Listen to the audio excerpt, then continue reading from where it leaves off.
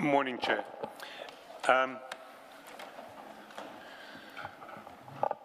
Chair, well, as you are aware more than me, we were supposed to be dealing with Mr. Matlala today, but because he's postponed and because we don't have another witness who can just drop in on a day's notice,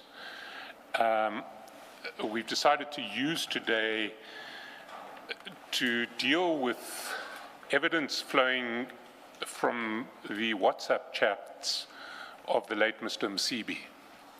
So I'll be presenting some evidence extracted on the WhatsApps extracted from the late Mr. Msibi's phone.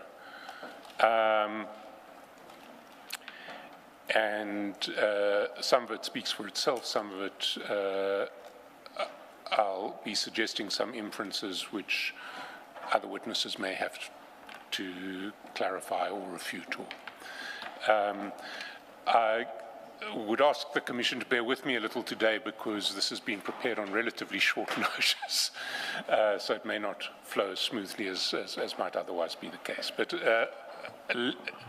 let's kick off. And the first issue that I want to address is a project that seems to involve at different stages Mr. Msibi, Mr. Katiso Molefi, and Mr. Stephen Motsumi, involved in dealing in grabbers. Grabbers are technology that enable you to eavesdrop on cell phones and to extract information from cell phones. And the starting point for this topic is Mr. Nkosi's chats, Sergeant Nkosi's chats. And if we can go to page 116 of the bundle, and there we see extracted from Sergeant Nkosi's phone, extracts from a chat with someone whom he describes as Sean Jacobs, or whom he has saved as Sean Jacobs, phone expert, but I think that is a typo, it should be phone expert.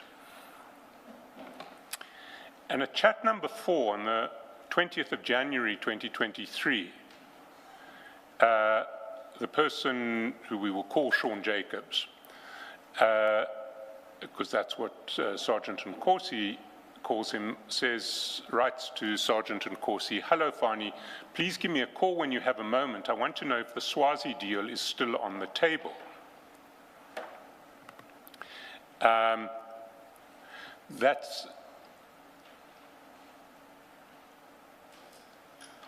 That is from Mr. Jacobs to Sergeant Nkosi. If we then go to page 95 of the bundle, which is Sergeant Nkosi's chats with Mr. Msibi, the late Mr. Msibi,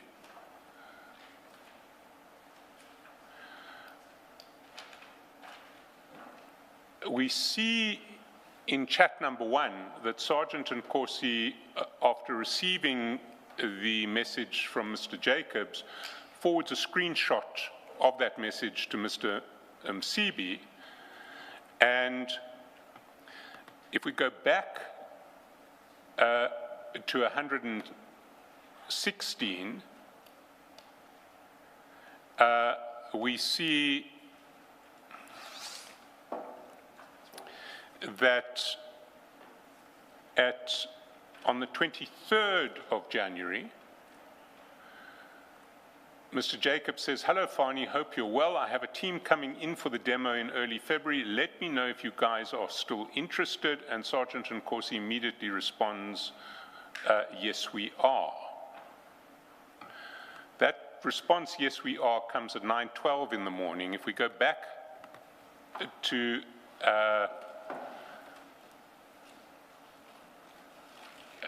page 95, we see that Mr. Msibi tells Sergeant Nkosi in relation to the earlier screenshot of "Is the deal still on the table?" he says it's on the table, but they have to display. We don't want to become fools. Sergeant Nkosi responds to Mr. Msibi. I think this time they're more ready, and he sends again the screenshot of his exchanges with Mr. Jacobs. If we then go back to page 116, we see on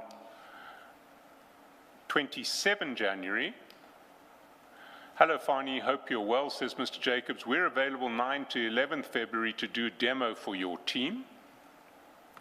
And that too gets forwarded on page 95 from Sergeant Nkosi to Mr. Msibi. That's at 1:27 p.m. on the 27th of January.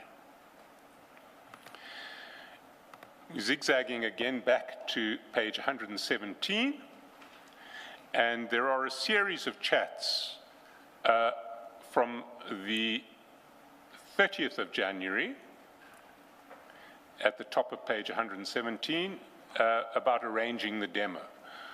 Mr. Jacobs says, "Hi, Fani, please confirm the dates you're available for the demo above. As mentioned, I'll be in Johannesburg from 9 to 11 February. I have the 9th or 11th available.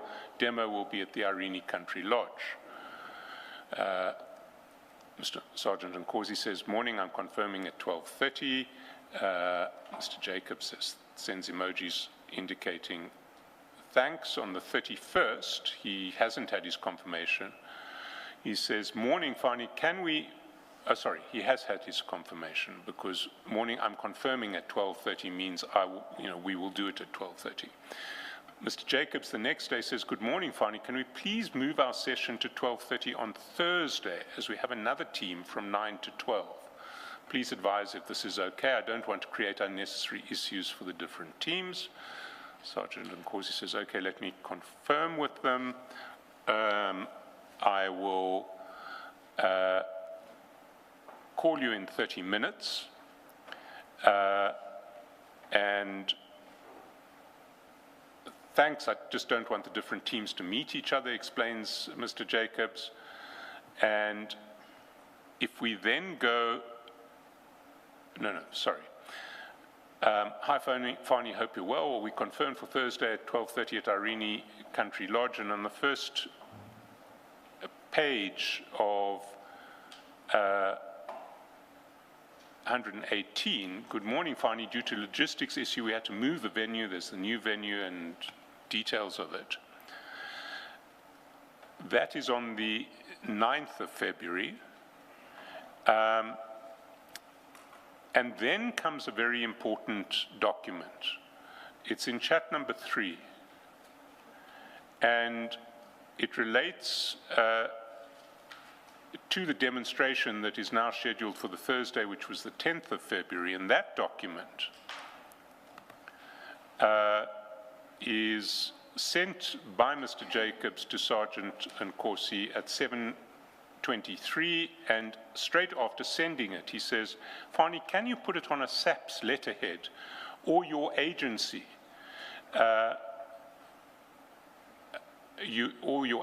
you're with, we won't share it with anyone." So Mr. Jacobs is saying, can you put this draft letter on a SAPS letterhead, or if you represent some other agency, on that letterhead, we won't share it with anyone. And Sergeant Nkosi says, "So I'm signing, and then I'll put a stamp."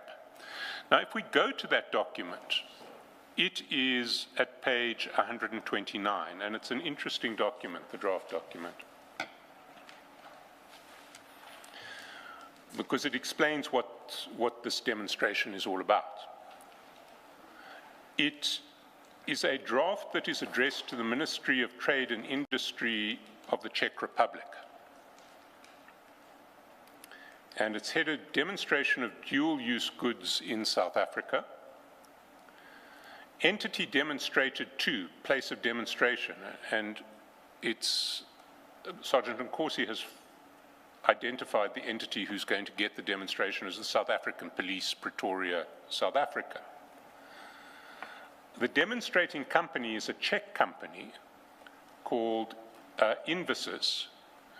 And Invasys are a company that specialize in high-tech security hardware and software.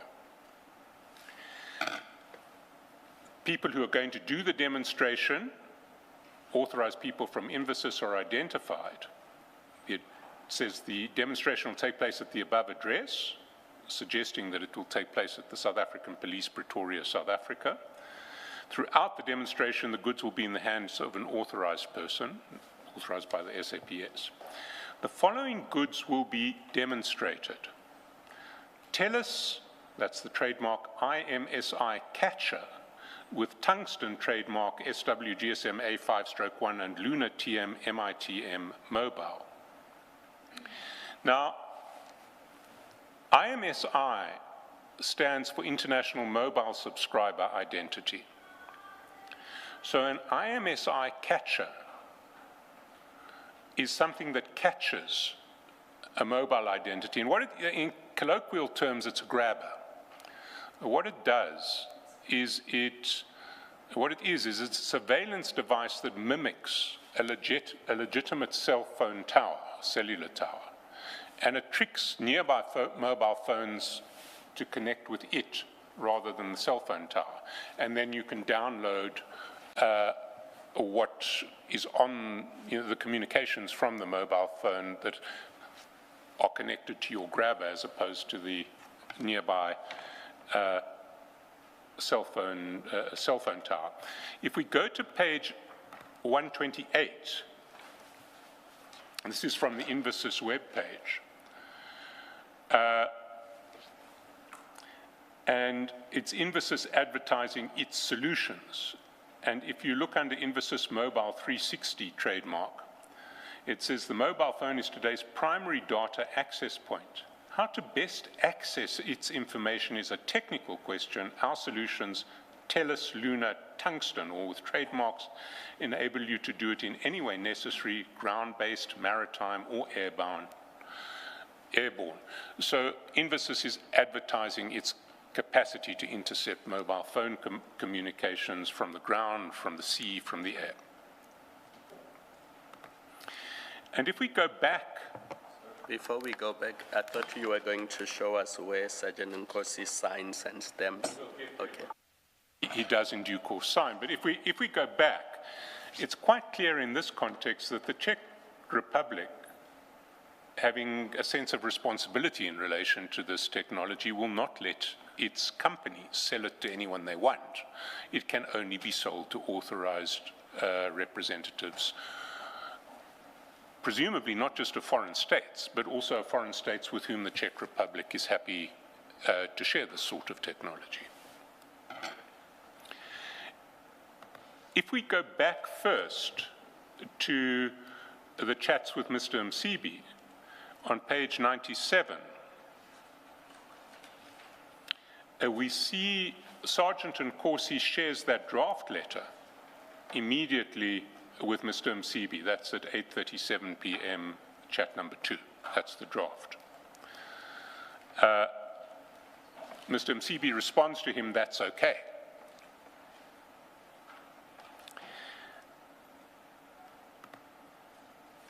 If we go back to 119, we see Mr. Jacobs sending in chat number 1, sends the address at which the demo is going to take place.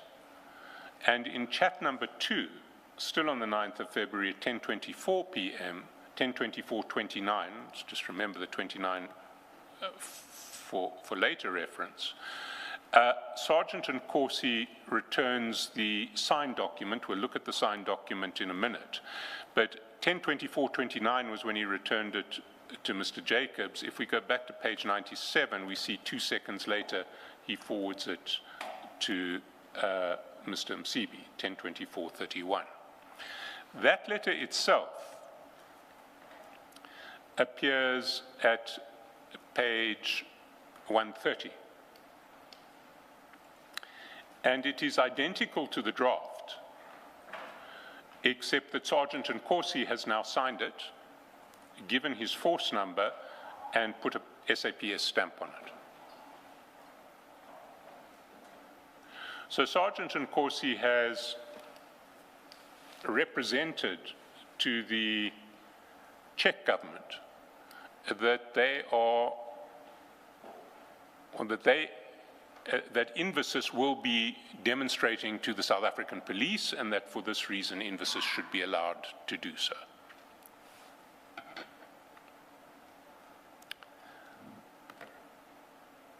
If we go back to page 119, chat number 3, on the morning of the 10th, at 7 o'clock,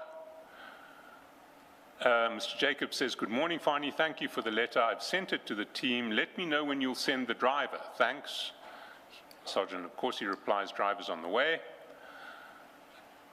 At 8 o'clock, "Hi, Fani, we're ready. Are your guys close?" And then at 1:11 the next day, "Hello, Fani. Thank you again to you and your team looking after us yesterday. Let me know if Ubaba is happy and I will drive the process from my side now." Sergeant Nkosi's response is, "Morning. We're on our way to the kingdom as we speak. I'm calling you tomorrow late." Now, the kingdom to which Sergeant Nkosi is referring is the kingdom of Eswatini. And what will emerge is that Mr. Msibi, Sergeant Nkosi, and quite possibly Mr. Motsumi and Mr. Molefe, will get to them later, have a plan to sell grabber technology to the kingdom of Eswatini. Now, of course, that's not what the Czech Republic has been told at all. The Czech Republic has been told that this is a demonstration for the South African Police Service. If we follow this plan, and we run down from page 120,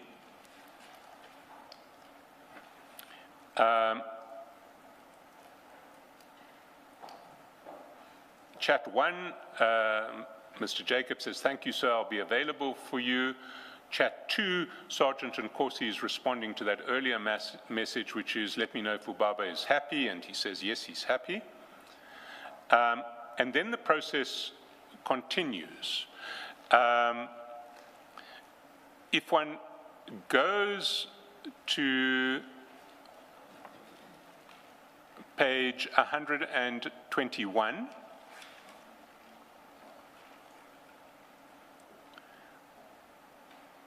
chat number 7, the foot of the page, "Hi, Fani, I hope you're well. We need the company name for the contract with Invicus," and Invicus, again, was the Czech company that makes this equipment, "and the email address we need to send the contract to. This will come directly from the Czech company." Over the page, "This way Ubaba is protected if anyone tries to go behind his back." "Hello, Fani, hope all is well. I'm still waiting on the info for Ubaba's company and email details." Sergeant Nkosi responds, "Sharp, I'm sending." "Hello, Fani, hope you're well. Are we still on track?" And this is now the 7th of March, and Sergeant Nkosi says, "Yes, tomorrow morning the king is having a final meeting with the old man." And that presumably would be the king of Eswatini. And Mr. Jacobs says, "Okay, great, thanks." Cousin, maybe for the record, if we could relate this message, the king is meeting with the old man, to we are on our way to Swaziland. How do they relate in terms of dates? Well, it wasn't we're on our way to Swaziland, it was we're on our way to the kingdom. That was the 11th of February. This is now the 7th of March. So the visit may not have been the same visit.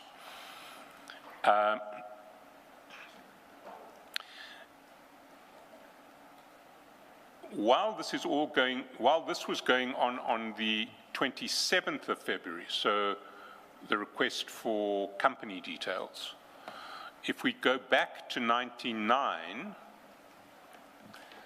we see at chat number 3 on page 99 that Sergeant Nkosi has sent a screenshot to Mr. Msibi of Mr. Jacobs's request for company details. There is then a lengthy process that runs, it's concentrated in March, but then it starts dribbling out all the way through the rest of 2023. Starting at the top of 123 on the 14th of March. Hi, Fani, my friend, hope you're well. Do you have any updates? And the response of Sergeant Nkosi is, old man is coming back tomorrow morning from Swaziland. I'm sure we're going to move forward from tomorrow. We'll call you when I'm with him. The next day, at 5 p.m., Mr. Jacobs sends Sergeant Nkosi a link, which is no longer active, but reading the link and the message that follows, it is an automated Adobe document which will generate the contract that Infosys once signed. So it is a link to an Infosys site or an Infosys directory at Adobe, and it's a document that needs an e-signature. Below, Mr. Jacobs explains, hi Fani, can your lawyer please fill out this form, then we will generate the exclusive contract for Swaziland. 2 days later, hello Fani, hope you're well. Did you share the link with Ubaba's lawyer? No response. 20th March, hi Fani, any updates? Still no response. 21st of March, hi Fani, please advise if your guys had filled in the info for the link I sent. Without this, we can't send you the contract, and I don't want it to seem as if we're holding up the process. 22nd of March, hi Fani, hope everything's okay, please advise. Finally, there's a response from Sergeant Nkosi, got it sorted. Mr. Jacobs says, thanks, once they fill it in, they will get the contract. 24th of March, hi Fani, was the link completed? We haven't received any confirmation that the link has been filled in. 12th of April, hi Fani, I hope you're well. I was supposed to come to Joburg this week, but I'll have to postpone to next week. Please advise Ubaba. And Sergeant Nkosi says, okay. A few days later, hi Fani, I hope you're well. Just a note from our side. It seems that Ubaba's lawyer has not completed the link as it is, and it's now becoming embarrassing as the international company will not take us seriously. Please advise how we resolve the matter. Hello Fani, hope you're well. Is the deal for Swaziland still happening?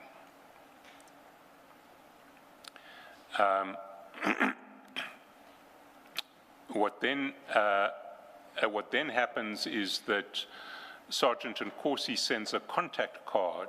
All of this is now the 23rd of May for Mr. Jacobs to contact Mr. Msibi directly. Nothing then happens between the 8th of May and the 23rd of May and the 18th of August. Mr. Jacobs is still trying on the 18th of August. Hello, Fani, hope you're well. Did you forget about me? And he says, and Sergeant Nkosi responds, lol, no, I was speaking to Zweli yesterday. They spoke to the old man as well. We're hoping next month we would be winning. That's good news. Our team is ready. On and on it goes. Top of 126, hi Fani, hope you're well. Please call me urgently, and our people are being contacted by Swaziland, and we need to move quickly or we will lose this deal. Now, it seems that the deal was lost because if one goes to page 112, one sees that on the 17th of October, Sergeant Nkosi forwards to Mr. Msibi a message that seems to come from a partner of Sean. My brother, I'm really disappointed. It's 111, sorry, 111, chat 4. Foot of 111, but not 112, sorry.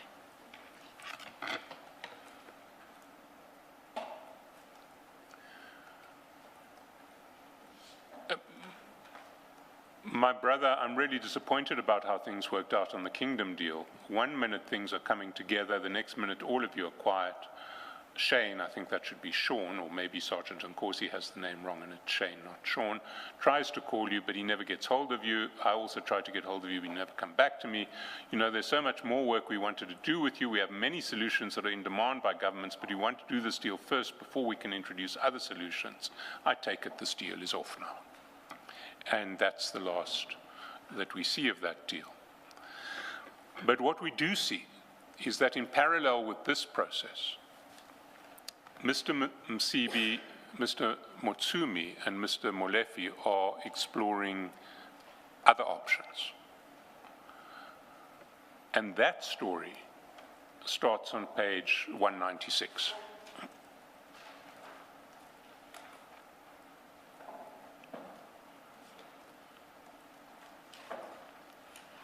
Before we get to the news story, what are we to make of Sergeant Nkosi signing documents on behalf of SAPS and purporting to represent SAPS in future agreements with either it's an international organization or international suppliers? What inference are we to draw? Well, I think the inference is that that's an out-and-out fraud, but it's a fraud to which everyone involved in that project is party.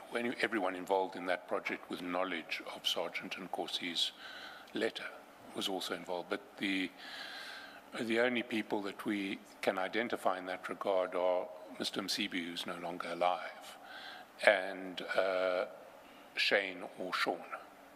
We don't know who else was aware of this. We don't even know whether the Czech company were aware of who they were dealing with. Because my concern, we're talking about a grabber here. We don't know what else. I mean, you can see one conduct where he's signing and putting a stamp and force number to allow an international organization to come and make a demonstration to private individuals in South Africa. What if it was weapons and other things that are not authorized by SAPS? We don't know, but it is a very legitimate question, Commissioner. I mean, we did see the exchanges with the man whom he saved as Deputy President Didi Mabuza, who Mr. Mashile, I think, who seemed to have been suggesting an arms deal. We don't know where it ended. And what does it say about the use of stamps at SAPS? I mean, if any captain or constable can just But I think every captain must have a stamp, just because they have to use the stamp in their official duties. So, for instance, you go into your local police station to get an oath commissioned, the captain uses his stamp to commission your oath. It's how the stamp is used, and of course, a South African looking at that document would think, no, this doesn't on its face come with, this on its face doesn't confer the authority of the SAPS to deal with a grabber.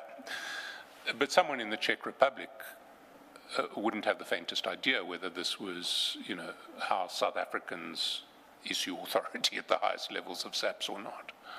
So the risk is particularly heightened in relation to transactions with foreign countries or with foreign entities.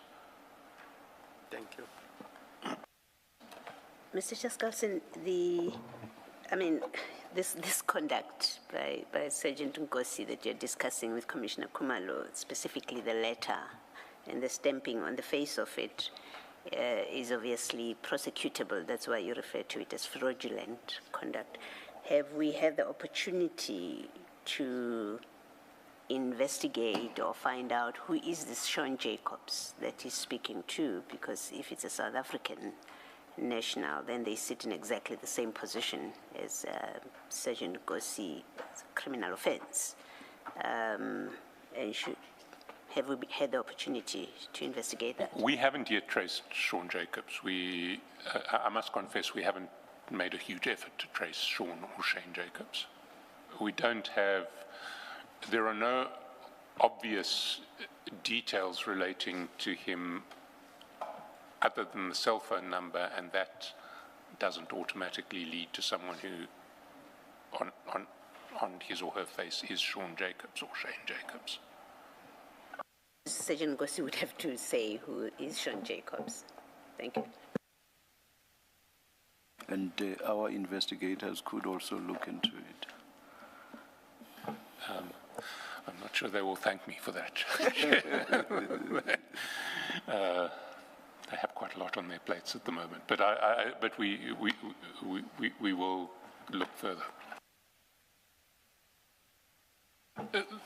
The parallel process I was describing starts at page 196, or our evidence of it starts at page 196.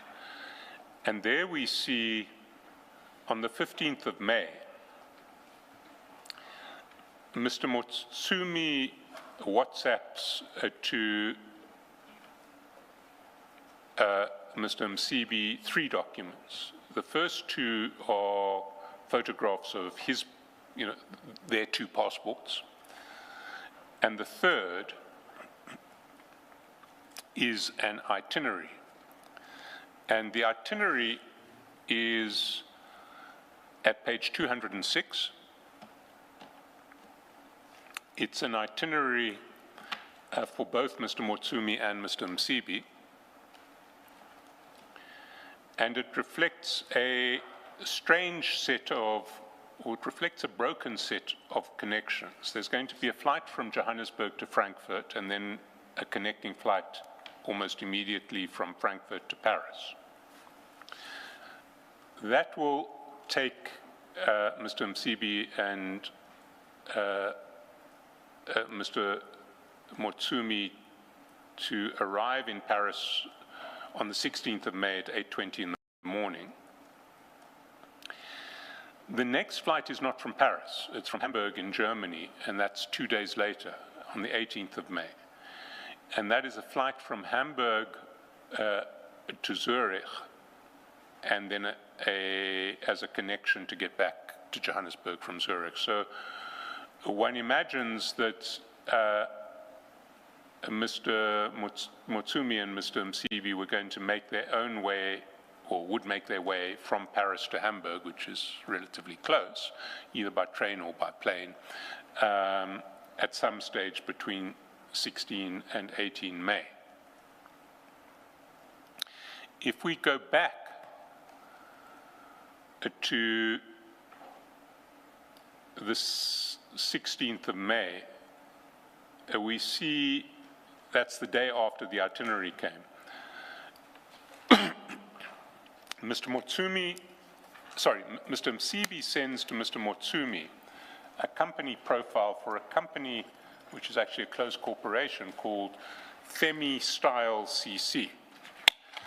And the Windeed page for Femi Style is at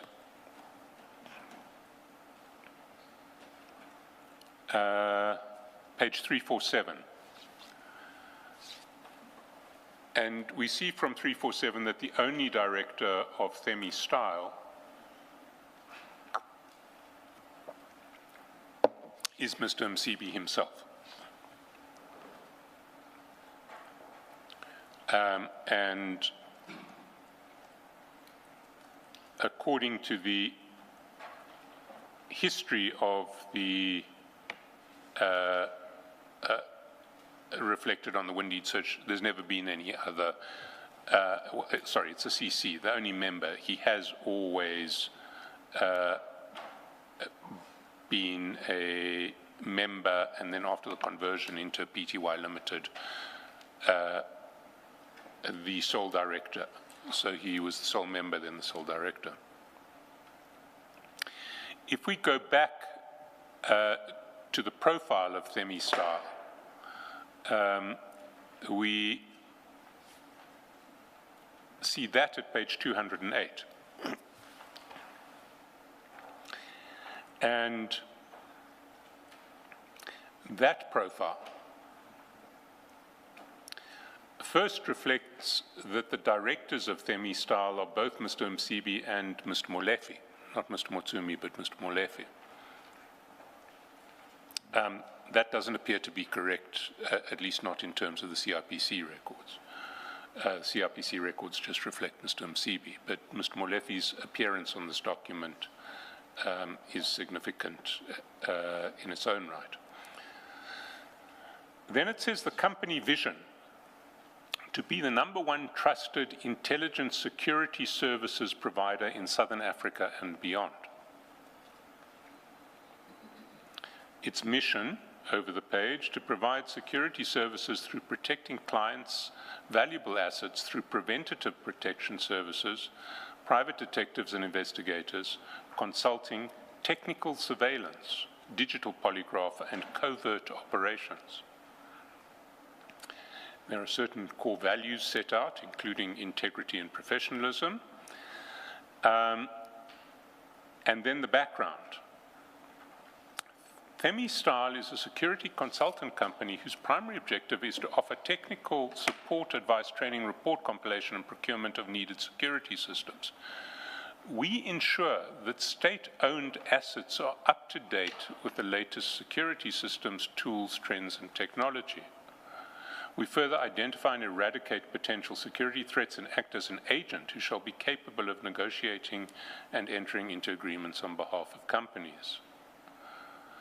Over the page, there are certain services that Themi-Style advertises: improved security management, improved risk management, provide secure security systems, provide cross-border security detail, specialist security training, improve on reported security test results, analyze security systems and measures, improve design, implement and monitor all security protocols, policies, and procedures.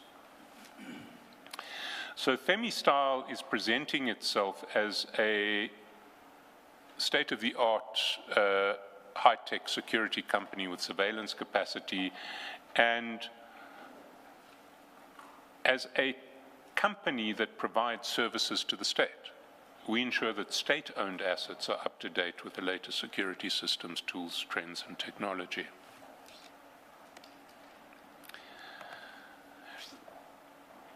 If we go back to page 197, we see that together with the company profile,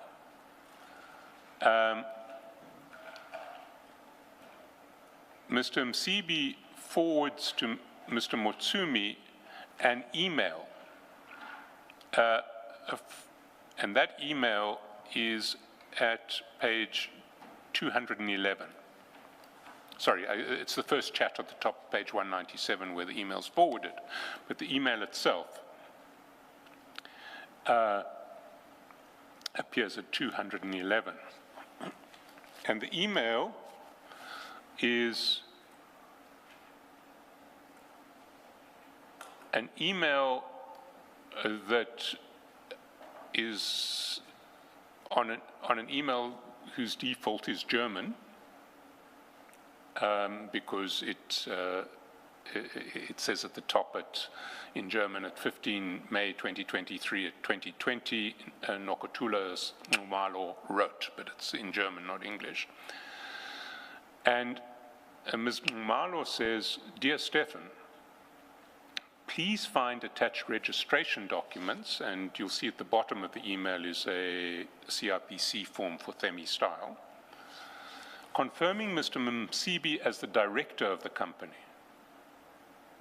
Mr. Motsumi is a trusted partner in the business, and bear in mind that this is with a view to the itinerary that we've just seen that has a stop in Hamburg in Germany, and which involves Mr. Msibi and Mr. Motsumi. Please be assured that they both have the capacity and mandate to conduct business on behalf of the company, so Mr. Motsumi too can represent Themi-Style. They shall present the letter of appointment and service level agreement from state. So they are purporting to have a service level agreement from a state. confidentiality protocol as stated below is noted and shall be strictly adhered to.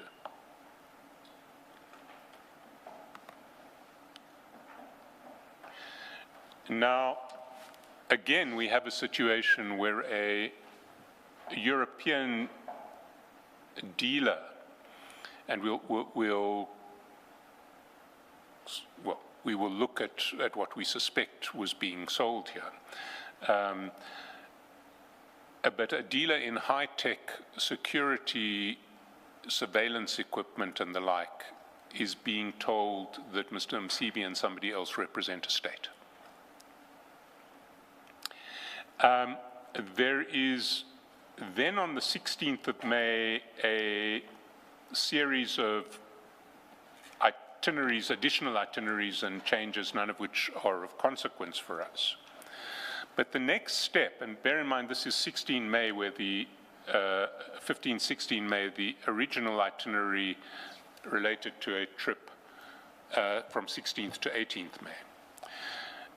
If we then go to page 185,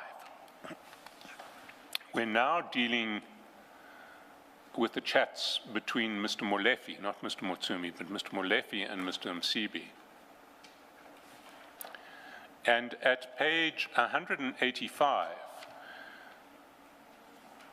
we see that on the 4th of June, Mr. Molefe, in other words, that's about just over 2 weeks after the proposed return from Zurich, from Europe, Hamburg via Zurich. Mr. Molefe forwards to Mr. Msibi in chat number 5 a quotation. And that quotation we see at page 193.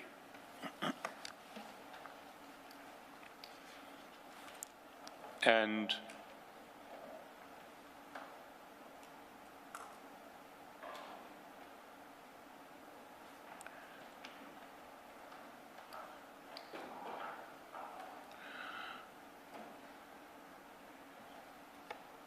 the quotation has a number.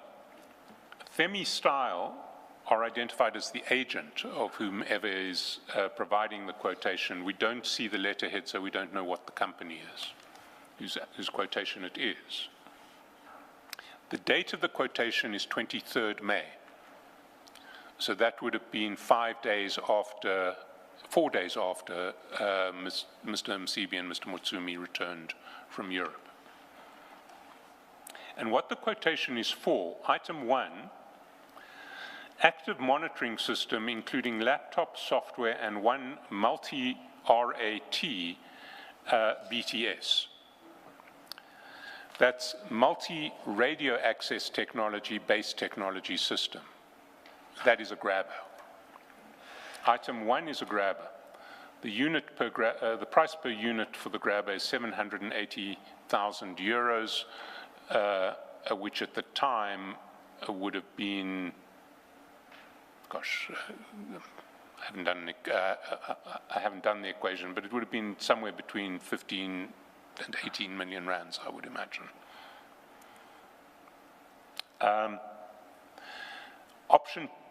Optional, 2 multi-rat BTSs.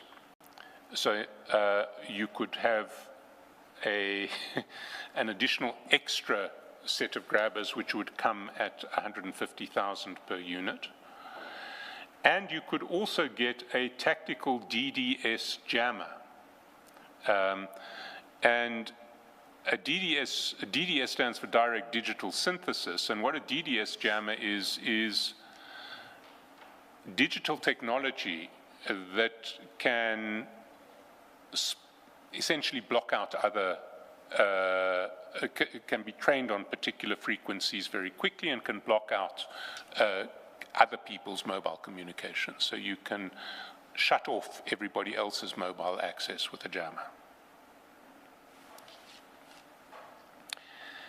That quotation is issued by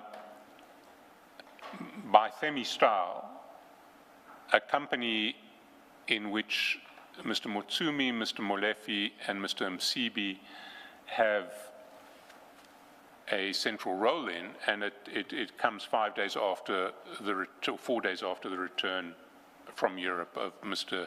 Msibi and Mr. Motsumi. And we don't see what becomes of this quotation, whether it ever gets taken up by anyone. We don't know to whom it was addressed either. We do know that it was exchanged between Mr. Molefe and Mr. Msibi. But if we can just step back and take stock at what we're looking at here, because it is quite alarming.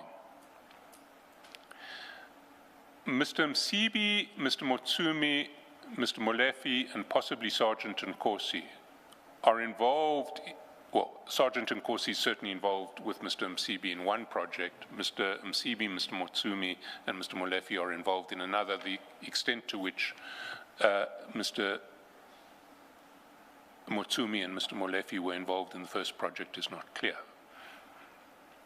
Anyway, they're involved in a commercial project. The commercial project involves the selling of high-tech surveillance, digital surveillance systems and jamming technology. The three people we're talking about have received some coverage in this commission. Mr. Msibi has been described by General Kumalo, who's the head of crime intelligence, as the then leader of the Big Five organized crime cartel. Mr. Molefe is currently on trial for murder in a matter involving firearms that can be linked to more than 30 other murder scenes in Gauteng in the last 5 years.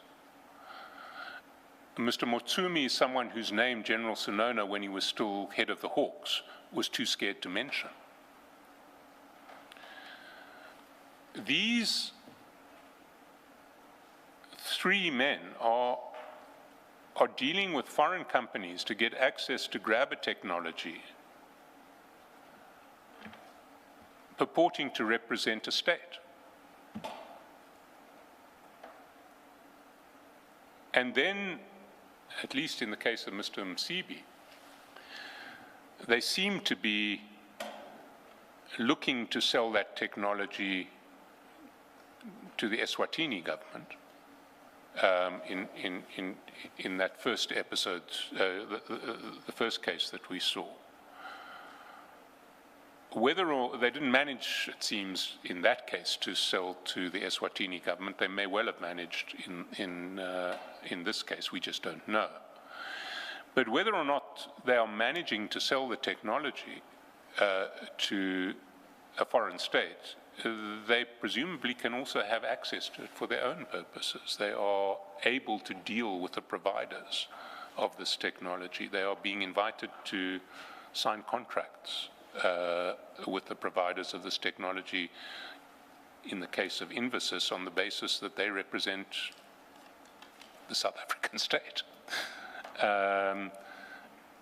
This is a worrying state of affairs, a very worrying state of affairs. This is the sort of technology that should only go into the hands of intelligence agencies who are then constrained to use it under fairly strict legislative controls. But what we have here is private parties passing themselves off as representatives of states and trading in this, or trying to trade in this technology. Mr. Chaskalson, that brings me to the question that I was going to ask. And I know that the presentation of this evidence today has been sprung on you. The question I meant to ask is, have we gone so far as to establish whether private entities and individuals can lawfully be in possession under South African law of a jammer and a grabber? Have we gone that far?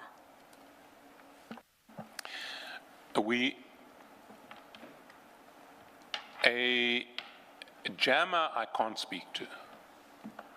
A grabber, I can say with some confidence, is not something that any private entity ought lawfully to be entitled to use, because digital surveillance, interception of communications, which is what a grabber is for, is something regulated by statute, which requires judicial warrant. And judicial warrants are not given to private parties to intercept communications. Are we able to get that on affidavit from a witness who's part of the government or intelligence agencies? I will look into it, and we will, one way or another, we will establish this point. It may be a simple issue of law, having regard to the interception. I think it's called the Interception of Communications Act. But I'm concerned about the types, because it may be that some are regulated and therefore members of the public are not or should not be able to access them. But some devices may be allowed for use by private entities, mobile companies, and other people. So if we can just get that clarity from somebody who has knowledge of these kinds of things, to avoid having to burden you with the answers. No, we will certainly get an expert in the field to explain this all to us. We don't want to force you to do research and give us answers. If an expert is able to provide us with an affidavit, then I think that should suffice. We will ensure that it's done.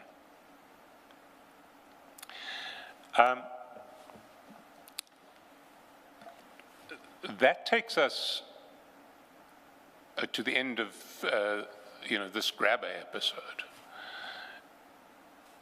The next. Before you go to the next, I know you're not a witness, and you're not an expert in this. I'm trying to wrap my head around a jammer as against a grabber. I think I've understood how a grabber would work. A jammer would do what? Would at least block communications.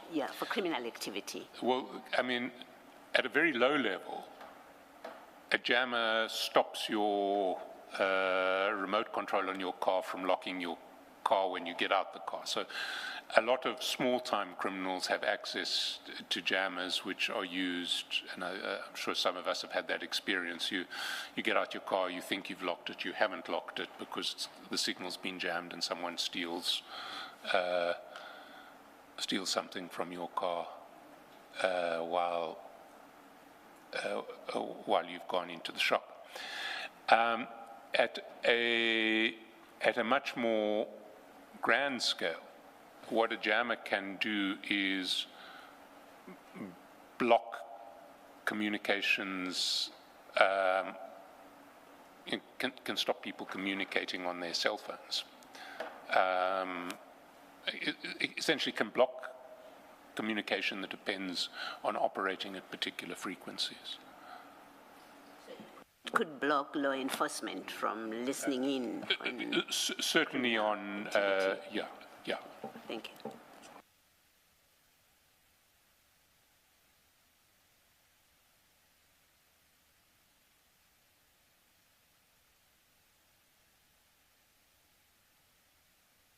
No, please continue, Mr. Shaskalson. Chair, it looks like you have been the victim of a small-scale jammer.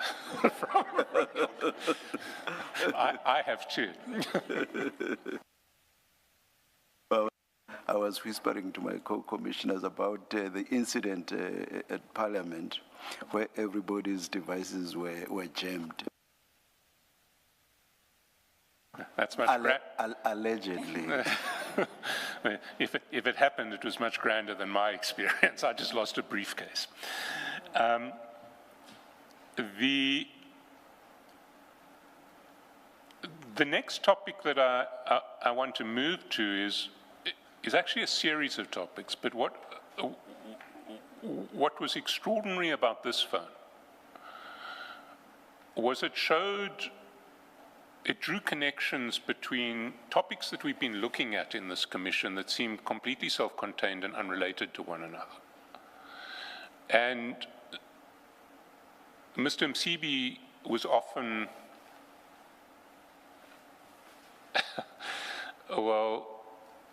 crossing over in relation to people involved in one aspect of our investigation and people involved in another wholly separate one.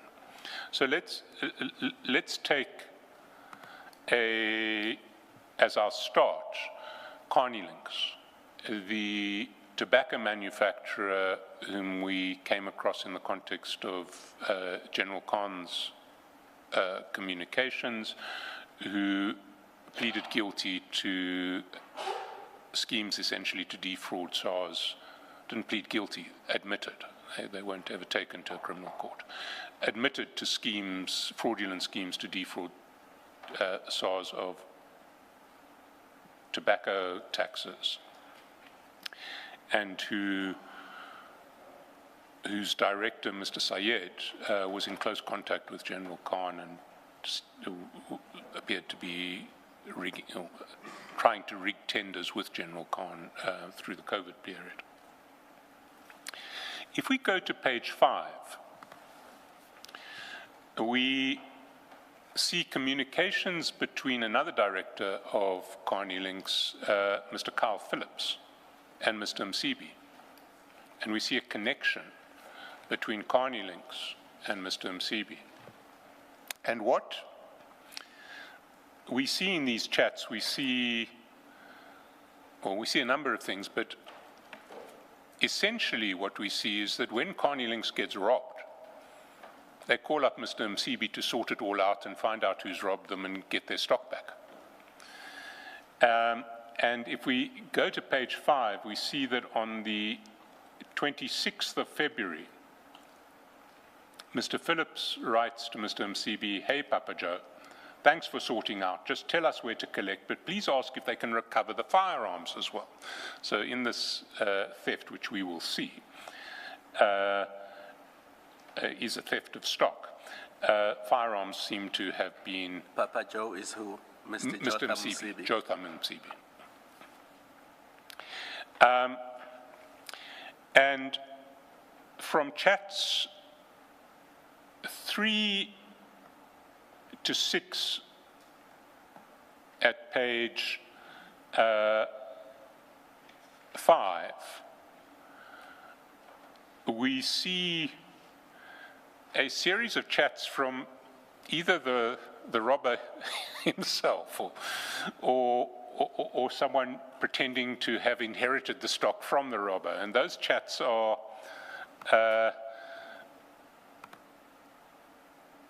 hang on, I've now lost my, unfortunately I've lost my, my reference.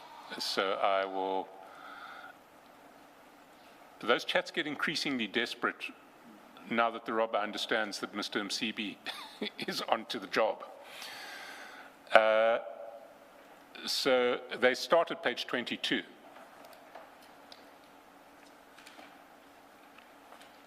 And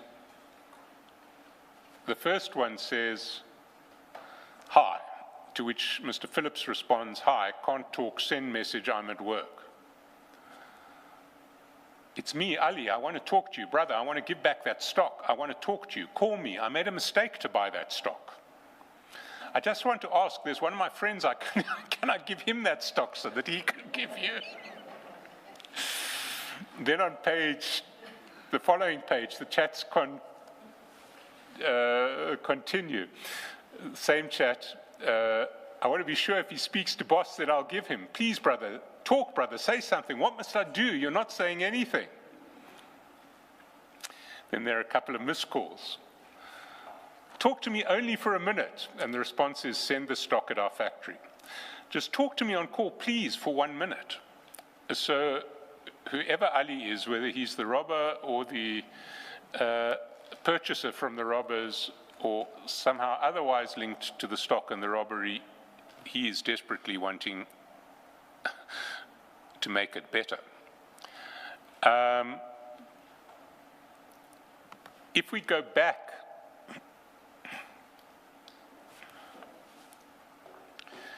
to the chats, we see possibly why Ali is so desperate. And if we see at the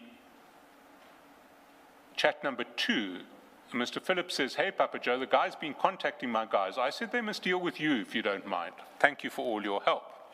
And Mr. Msibi responds, hi, Kyle. He spoke to me yesterday at night. He told me the cigar is on your street next to your factory, but he promised to come. I'm also waiting. It's okay as long as he brings back the stuff. Yes, his name is Ali. That's the name he gave me. And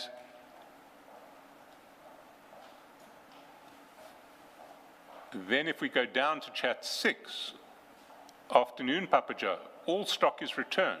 Thank you so much. Everything is sorted. Cool Cow, we'll see you guys on Thursday. And Phillips responds, we're now on the 1st of March, you're the man. And Mr. Msibi says, cool, we'll not stand out when you guys have got this problem. We'll try to assist where I can. So Mr. Msibi is saying, when you've got this sort of problem in the future, I'm here to help you. We go all the way down to page 11, and we're now on the 6th of June. And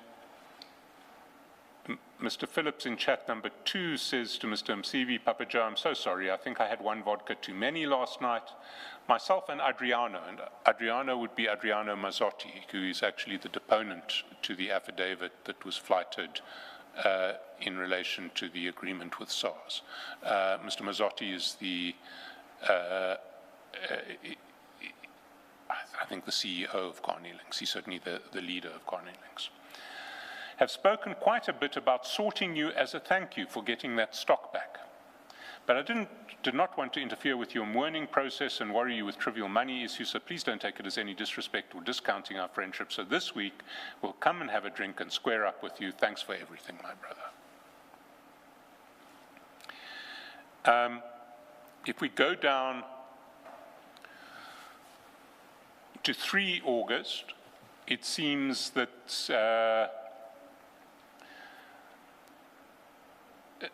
Mr. Phillips had another occasion to call on the assistance of Mr. Msibi.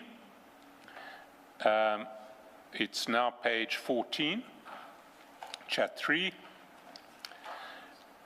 9:34 p.m. Mr. Phillips writes to Mr. Msibi, your soldiers arrived. I owe you, my brother. Mr. Msibi says, cool. And next chat, I'm sorry, I had to say they didn't know who they were fucking with. Your boys were brilliant. Thank you again so much, my brother. So it seems that there was some sort of arrangement between Carney Links and Mr. Msibi that when Carney Links got into, or when there were thefts or robberies at Carney Links, Mr. Msibi helped them out. There is a curious exchange on the 22nd of October, it's at page 16, and I must confess, but because this was sprung on us on such short notice, we don't have the complete explanation of this exchange. We will look into it and come back to you. But if we go to chat 5, Mr. Phillips says to Mr. Msibi, how are you, my brother? Do you know anybody wanting red water with capital R and capital W, 25-litre drums? Now, we've been given a whole range of possibilities as to what red water may refer to. The one most likely possibility, and I'm not saying that it is, but the most likely possibility is water used by zamazamas, water with mercury in it that is used by zamazamas in part of the artisanal gold refining process. But it may well not. There may be an innocent explanation for red water. We might ask Mr. Phillips. How are you, my brother? You know anybody wanting red water, 25-litre drums? Mr. Msibi responds, hi, my brother, I'm out of South Africa. On our side, we're strong. In other words, we don't need red water. But we'll check who might take. Have a great one, my brother. And then later on, no stress, my brother, looks like it was sold. So the red water seems to have found a buyer. Then, if we go down to 21,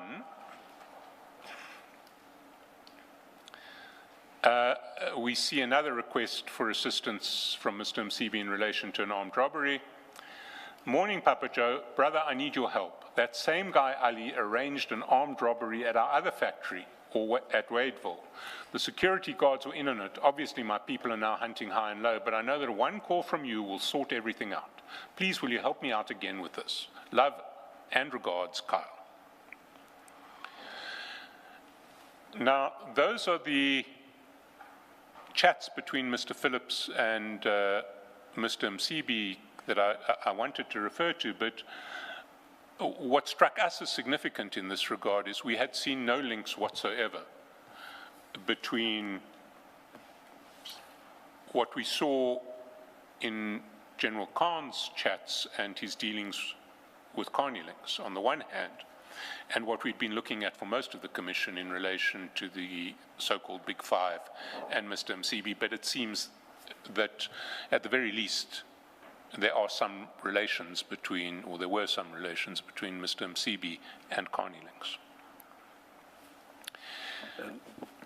Yesterday, in his testimony, Mr. Matlala explained how he got to know quite a number of people, and he said he met most of them at Mr. Msibi's farm. And I remember thinking, I never thought this person, like, for example, Mr. Karim, if the allegation is correct, of course, had anything to do with the farm.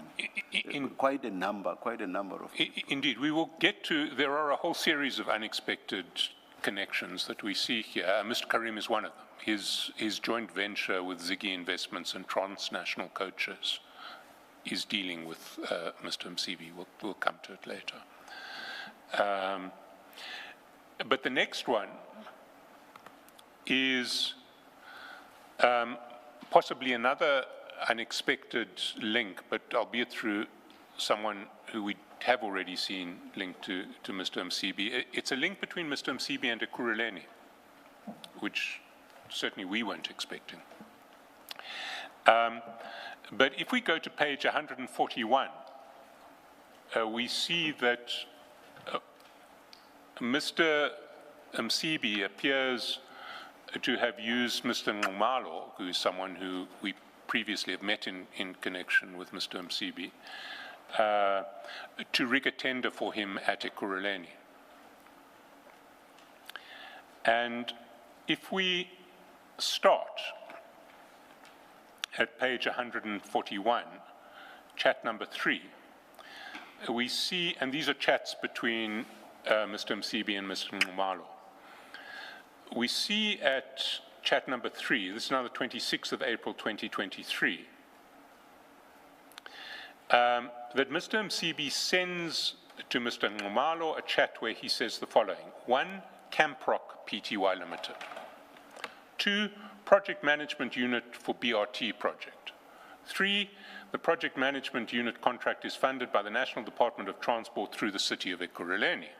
4, the project management contract is under the Department of Transport and Fleet Management in the city. That's the 26th of June. On the 30th of June, Mr. Nxumalo sends anniversary greetings. Sorry, this is 26th so 30th of April. Sorry, April. Sends anniversary greetings to Mr. Msibi. Mr. Msibi thanks him and says, have you spoken to Jose, please? And the Ekurhuleni issue, please let me know. So Mr. Msibi is very interested in the Ekurhuleni issue. Mr. Nxumalo responds the next day, hi Ndlondo, please give me until Tuesday, all will be well. Please send Camproc's number. In other words, I need a number for Camproc, which is the company that you described. Then on the 5th of April, the 4th of May, Mr. Msibi sends a number. And unfortunately, I don't think that we have in the bundle that contact card. We'll get it put into the bundle.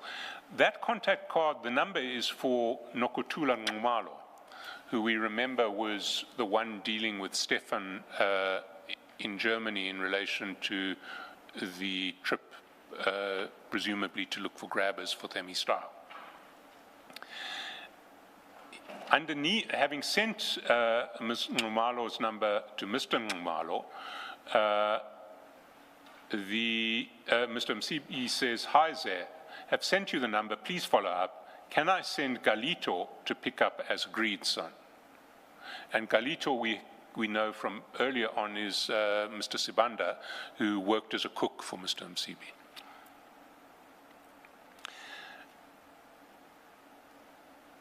On the 29th of May, Mr. Msibi wants to be called back.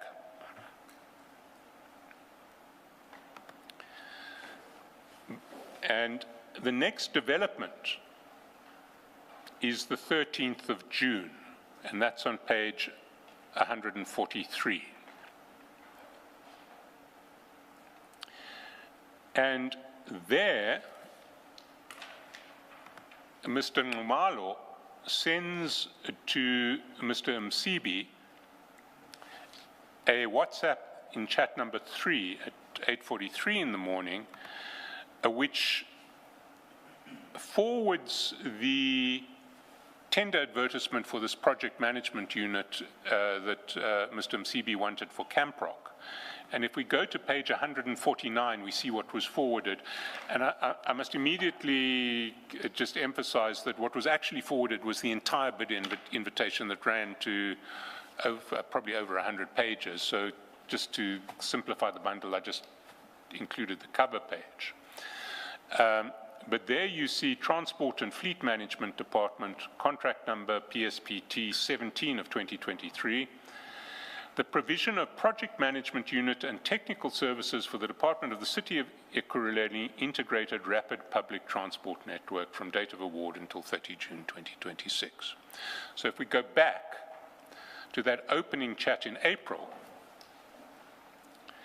we see that what Mr. Msibi had said to Mr. Ngumalo is Camprock Pty Limited, project management unit for BRT project, PMU contract funded by the National Department of Transport through the City of Ekurhuleni. PMU contract is under the Department of Transport and Fleet Management in the city. So as early as April, Mr. Msibi had identified that this contract should be put out to tender by Ekurhuleni for the benefit of Camprock. If we go back to the chat from Mr. Ngumalo of the 13th of June, we see that he forwards it to Mr. Msibi with a message that he appears to have, I say he appears to have sent to someone, although we will see that he denies it. And the message says, "This one isn't a panel. Is it spoken for? I have 2 people asking." So this is a bid invitation, and someone, either Mr. Ngumalo or someone communicated with Mr. Ngumalo, is saying, is this one spoken for?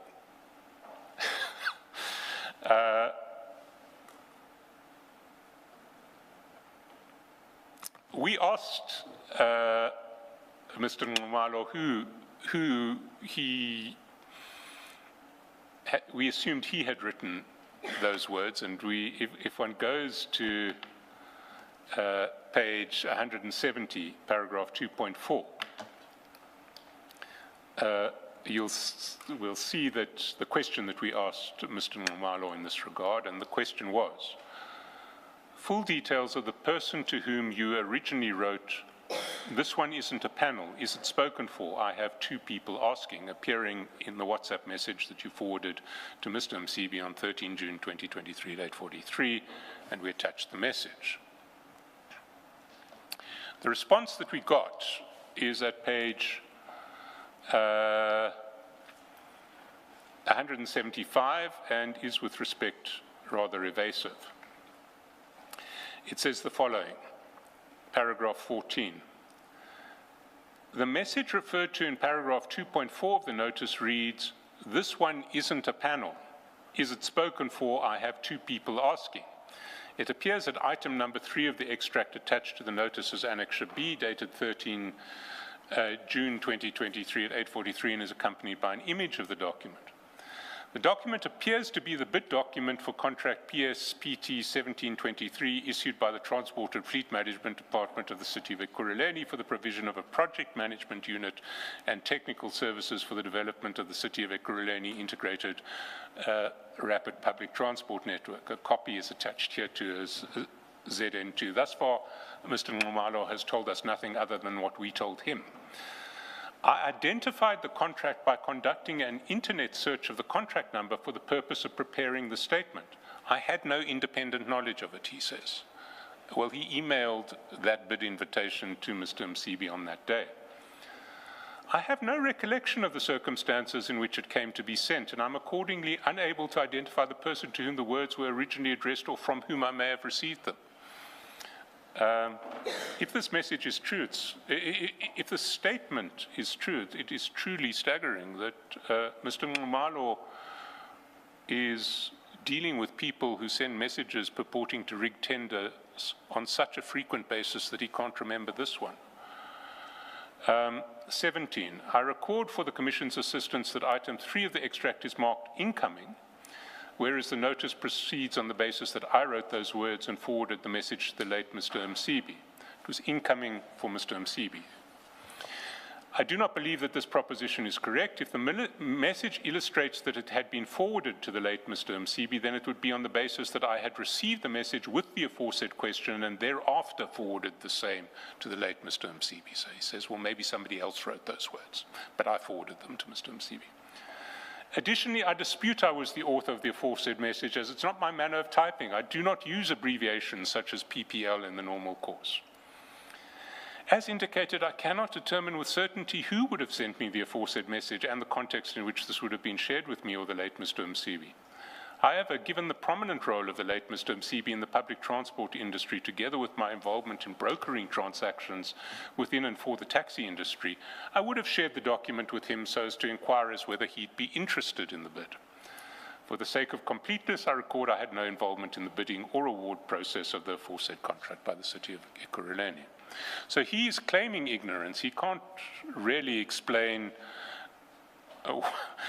why he would have forwarded a document to Mr. Msibi that, on its face, assumes that tenders in Ekurhuleni are spoken for before they are awarded. Still less why he would have done so in circumstances where 2 months previously Mr. Msibi had identified that very specific contract as something he wanted him to deal with. In communication to him. In communications to him, absolutely. He also can't really explain something that happens a little later, which is page 144, chat number 2. In fairness to him, he hasn't seen these chats, so he had only his own chats to consult in his memory. But at 24 minutes past, at 24 October, chat number 2, Mr. Nxumalo notifies Mr. Msibi that PMU, that's the project management unit tender, has been submitted for this week's BEC. Department has confirmed. So he's following that tender and knows that it's gone to the BEC. And lo and behold, if we find out where the tender was awarded, we go to the Ekurhuleni web page of bids awarded in November 2023. That starts on page 150. And if we go down to the top of page 163, we see that the successful bidder in relation to the provision of a project management unit and technical services for the development of the City of Ekurhuleni integrated rapid public transport network from date of award until 30 June 2026 was none other than Camproc Pty Limited, who had been nominated by Mr. Msibi in April of that year.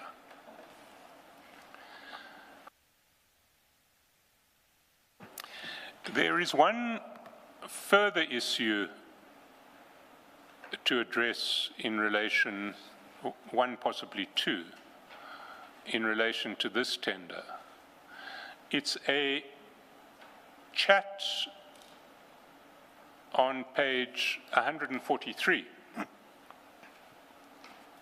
Taskelson, who owns Camp Rock?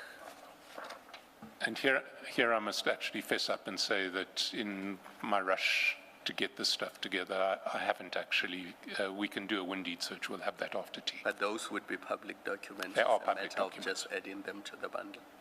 It's a Sorry, matter of just adding them to the bundle. indeed, we will do so. Do we also know from the earlier chat that Nobuthula Nxumalo is associated with Camp Rock? Indeed, and if needs be, I can also get that contact card printed out over the tea break. Can I ask that we, in that respect, that we actually take an extended tea break just for me to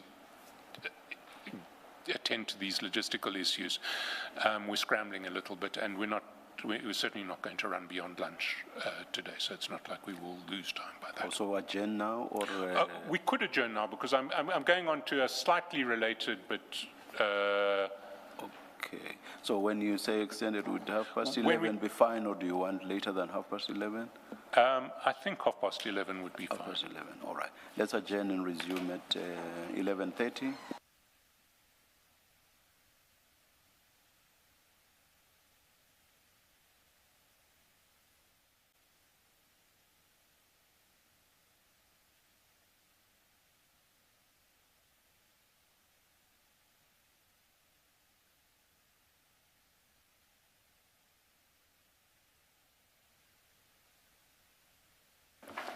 Yes, Mr. Chaskowski.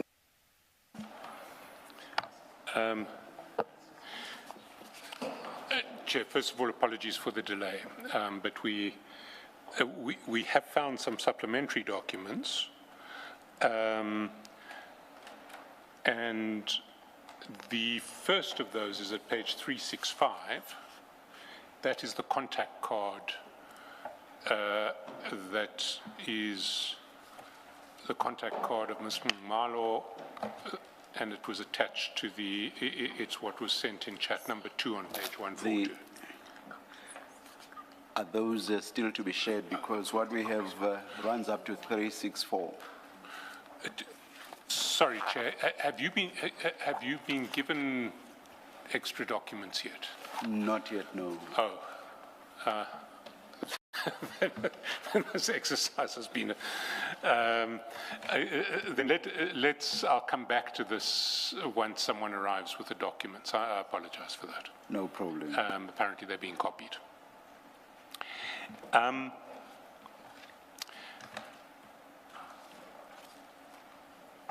There are a range of follow-up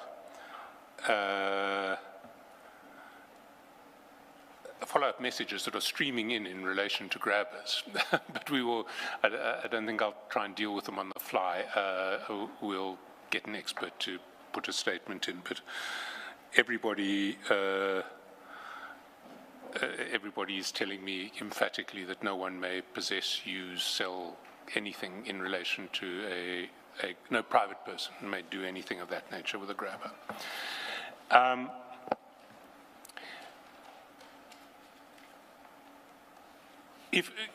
We'll pick up in due course in relation to the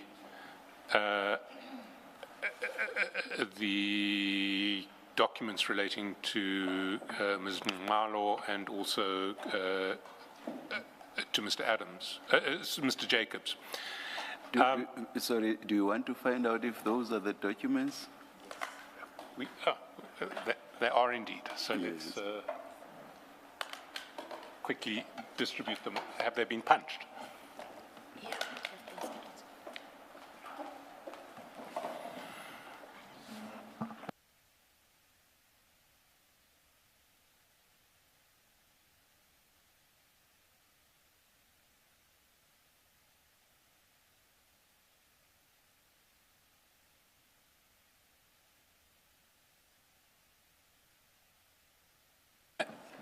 We now have 365 to 377. That's correct, Chair. So if I can start with 365, that is the contact card that was sent on 4 May 2023 from Mr. Msibi to Mr. Nxumalo. And At page 142. Is it practical to flight these? Do you already have them in electronic format? In an electronic format? We may be able to flight them. I just want to be careful that we don't flight anybody's phone number.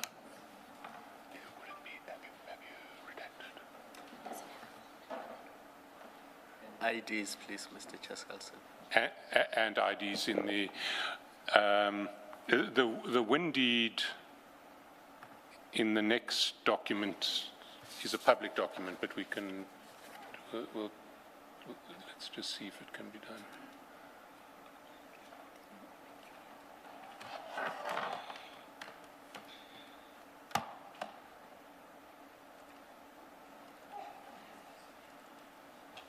Or you could move on to something else whilst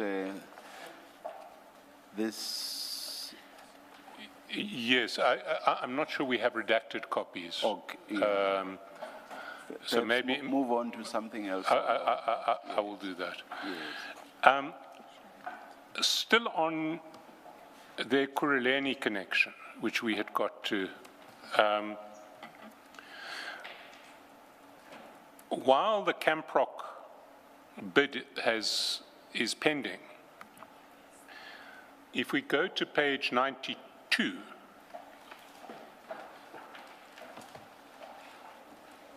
we see that at chat number 4, on 23 September 2023, and remember the bid was awarded in November and Mr. Msibi had identified it in April.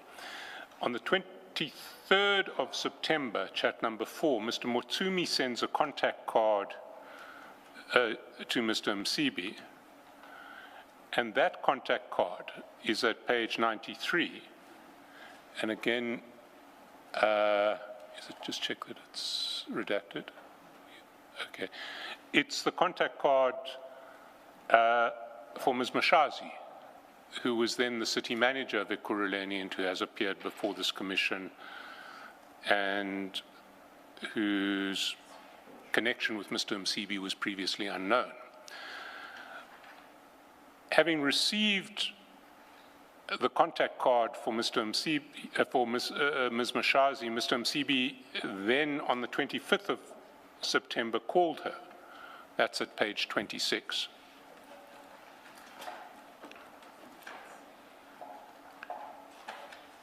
And these are the chats between Mr. Msibi and Ms. Mashazi. And at the top of page 26, you'll see there was a call on the 25th of September at 12:53, to which Ms. Mashazi responded, "Thanks, Baba," at 12:59, and Mr. Msibi said, "Cool, Sesi," at 1 o'clock. Obviously, we don't know what that call was about. There is another issue where we were hoping to get some clarity from Mr. Nxumalo,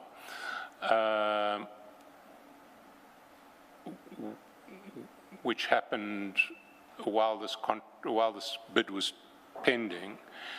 That is to be found at page 143.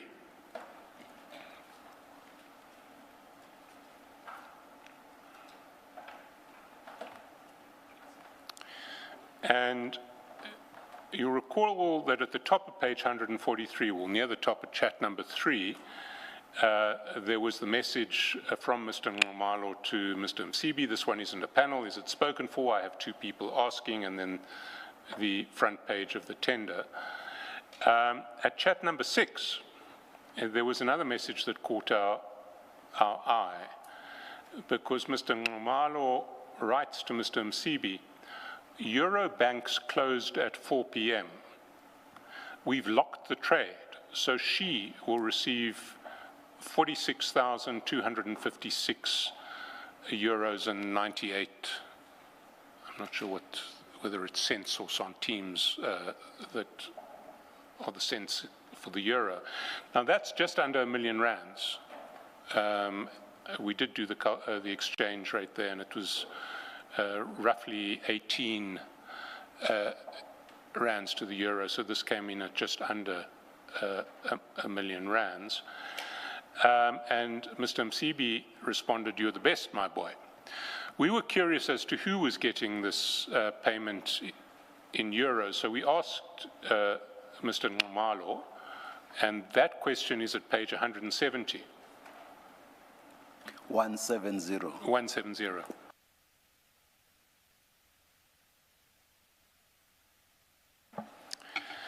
Where we asked for the full details of the person whom you referred to as she in your WhatsApp message to the late Mr. Msibi on 19 August 2023 at 10:26, when you stated Eurobanks closed at 4 p.m. We've locked the trade, so she will receive 46,256.98 first thing on Monday, which message also appears in the extract of WhatsApp chats between yourself and the late Mr. Msibi, which was attached to our notice. Unfortunately, if not unsurprisingly, Mr. Nxumalo couldn't help us. His answer was at page 177.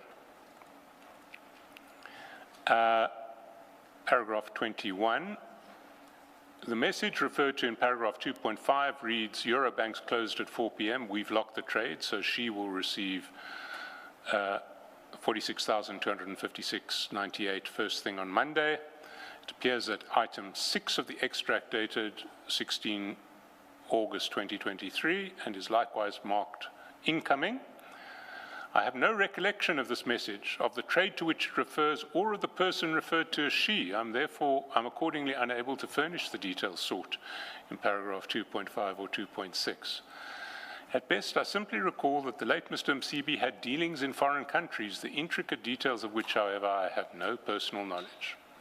Should the Commission be in possession of further material relating to this message, including any further portion of the chat extract, I request it be furnished to me, and I undertake to supplement this statement promptly upon receiving it. Well, we haven't written back to Mr. Nxumalo yet, but he's now seen what we know in relation to this trade, and maybe it might jog his memory.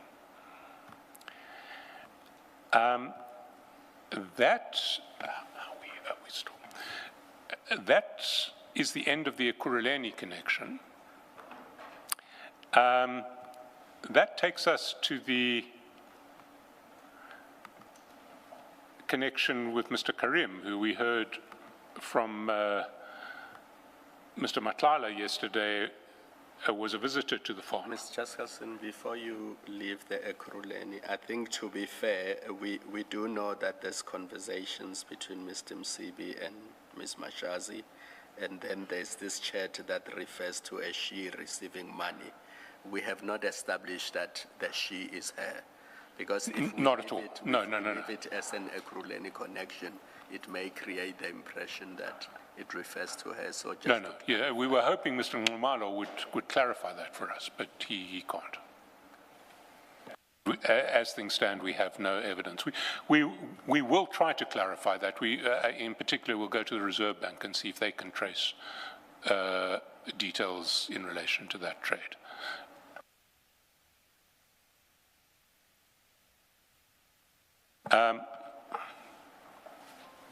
Moving then to Mr. Karim. We learned yesterday that he was a visitor to Mr. Msibi's farm. We didn't know about that previously. But what we do see is some connection between his joint venture through his company Ziggy Investments and a company Transnational Coaches on the one hand, and Mr. Msibi, and that a joint venture linked to Mr. Msibi is addressed in a series of chats that run from page 272 onwards. And we haven't been able to identify who the counterparty is. But the counterparty appears to be linked or to have contact with the Paruk family, P-A-R-U-K, who is the family that apparently controls transnational coaches, that was in a joint venture with Mr. Karim.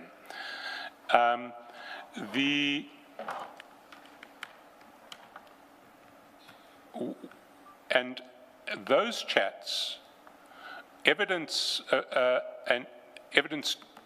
number of things. The first is communications in relation to the status of the subsidized bus transportation contracts that were many years ago the sole preserve of PATCO. And if we start on these chats, we see the beginning of the chat is preoccupied with communications relating to what appears to be a bid involving Mr. Msibi for one of these subsidized contracts. So on page 273, starting at chat number 6, we see, good morning, Ndlonto, confirmed tomorrow morning at 10 o'clock Sandton City, and underneath that, the sender sends to Mr. Msibi a copy of the bid for, the new bid for one of these subsidized transport contracts, and the document itself that is attached is there at page 285, and what it is a series of tenders which are invited for the supply of quality road-based subsidized public transport services for Gauteng province, and there are 8 of these routes that are put out to tender, one in Soweto, one in Hammanskraal, Tembisa Tsakani Vosloorus is the 3rd, Soshanguve is the 4th, Mabopane Garankua, Sebokeng, Orange Farm, Lenasia, Atridge, Willem, Mamelodi, and 2, maybe 3 of those traverse areas which were previously under the control of, well, originally Bophuthatswana, then the Northwest, and in respect of which the Northwest Transport Parastatal, who will come to at a later stage, had been running these contracts on buses that were rented to it by the Ziggy Transnational Coaches joint venture.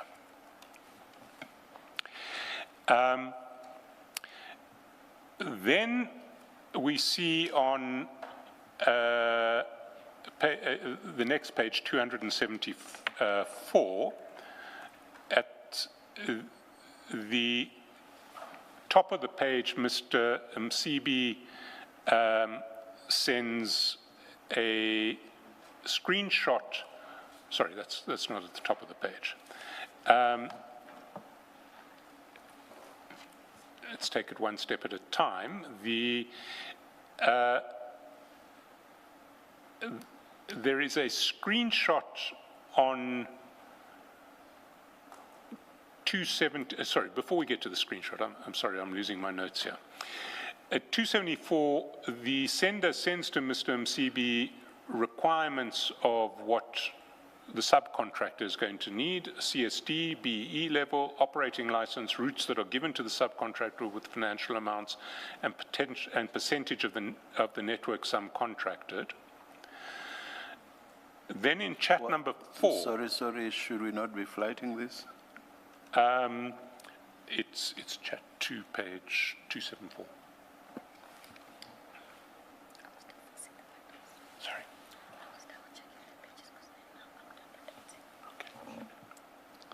We may have, again, redaction problems, but they won't affect the next issue. So chat 2, these are the requirements that the sender forwards to Mr. Msibi: CSD, BE level operating license, routes that will be given to the subcontractor with financial amounts, percentage of network subcontracted. Mr. Msibi then in chat number 4 sends back details of presumably the entity, his entity that's going to be the subcontractor, and that is Themi Style again, the company that we've seen previously. It is that particular image that he sends back appears at page 287.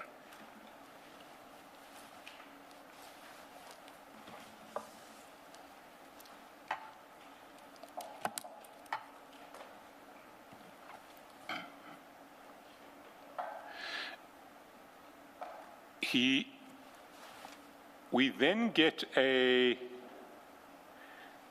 series of further exchanges, but the one that is of significance is that we get the sender sends a message. Well, first we get details.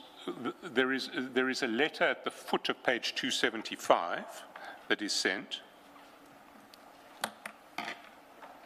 Sorry. Apologies, Chair, my notes are out completely. It's actually at the top of 275 that the letter is sent. It's chat number 1. And that is a message from the State Attorney saying that the Minister is going to abide a dispute that is before court in relation to the existing contract, because PATCO has taken the Minister to court over the decision to put the tender out afresh. And the Minister has decided to abide that. That letter we see at page 287. That's... Sorry, 288. And if we scroll further down, we see that the Minister of Transport has indicated in a written communique here to attach for ease of reference that he's withdrawn his concurrence to advertise the new tender. Our instructions are therefore that the tender and the evaluating of bids must be placed on hold. The Minister's also party to the proceedings. This is PATCO's interdict. In the light of the above instruction, we will not file our counter application. Going back to 275, the counterparty says, "Good day, Ndlondlo. The decision of the Minister has now been officially implemented and has been made known to the public."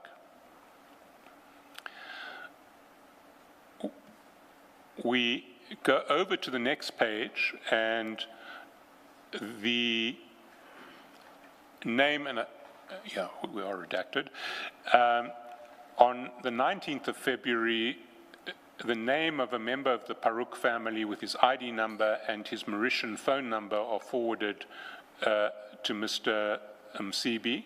And on the 21st of February, the judgment in the interdict is handed down, and PATCO, that judgment is in the bundle at page, I think it's 289, from 289, and PATCO is successful, sorry, 290.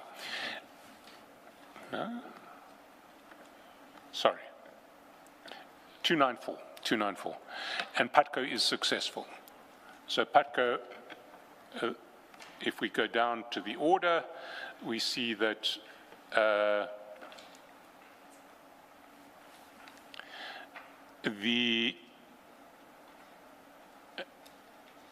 the state respondents are interdicted from taking any further action in the advancement of the impugned tender. So PATCO manages to prevent new contracts being processed, and it remains the incumbent.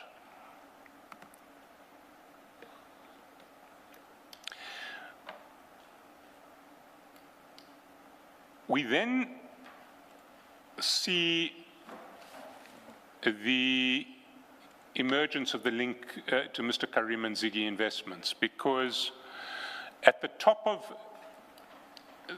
and again, we don't fully understand the arrangements that are in place, but at the top of page 277, there is a payment. Proof of payment is sent to Mr. Msibi in chat 1. And that proof of payment at 313 is a payment of 700,000 rands from transnational coach lines to Santaco, the South African National Taxi Association. And if we go back to page 277, we see in chat 3 that the sender is saying, now I'm waiting for the 300,000. So the payment should have been $1 million, but it was 300,000 short. And the explanation that comes is furnished in chat number 5, where what is forwarded to Mr. Msibi is the document at page 314, which is that Northwest Transport Investments and Northwest Star, who are the Northwest bus companies who are using buses rented to it by the joint venture between Transnational and Mr. Karim Ziggy Investments, are in arrears. They're not paying the joint venture, and so the joint venture is short on paying Mr. Msibi. And if we read this... Just Gerson, when you say paying Mr. Msibi, you mean Santaco? Santaco. Okay. Although at a later stage, it may be Mr. Msibi. We'll get to the later payments. At a later stage, sorry, what we see is quite extraordinary. The joint venture claims in paragraph 3 that the Northwest companies are indebted to it in an amount of 335 million. So this is a huge amount that Mr. Karim's joint venture is owed, or allegedly owed, by the Northwest. This issue in relation to payments drags on. And so at 279, we see a screenshot at the top. And the screenshot is a chat between the sender, who we have not yet identified, and Mr. Suleiman Parouk, who is saved as Sol Parouk. And there, the account that is given, well, what the screenshot says is, Sol, Msibi accountant is asking whether we paid his money, and now it's the accountant of Mr. Msibi is asking whether we, who is the sender, and Mr. Parouk have paid Mr. Msibi's money, and the address that is given is Tukofin Pty Limited. Sorry, Mr. Chaswelson, maybe I missed it. You referred us to the screen grab, but you did not refer us to the pages. Oh, sorry, 316. 316. Thank you, thank you.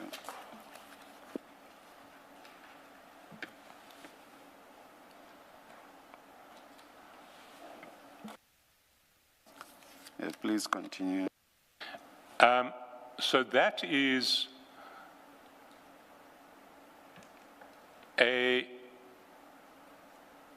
an account is given for Tukofin Pty Limited, who must be paid. If we go to page 352, we see the win deed for Tukofin, and there we see that Tukofin was a company in respect of which Mr. Msibi himself was a director, but he is listed as deceased, and so he's no longer a director. But if we go down to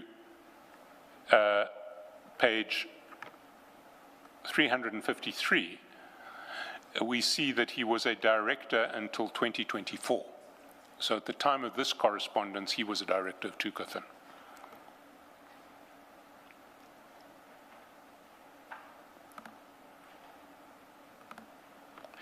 We then see at page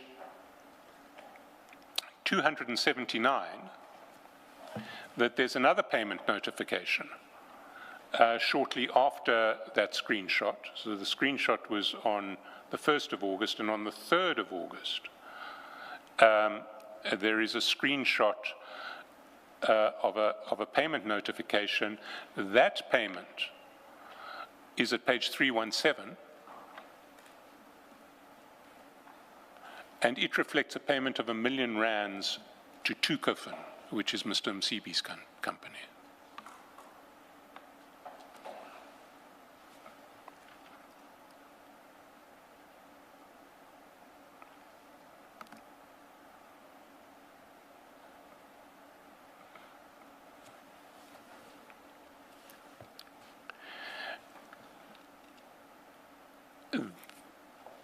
There is then an intersection of these chats with other chats that appear to be with Advocate Makosini Msibi, who was the CEO of the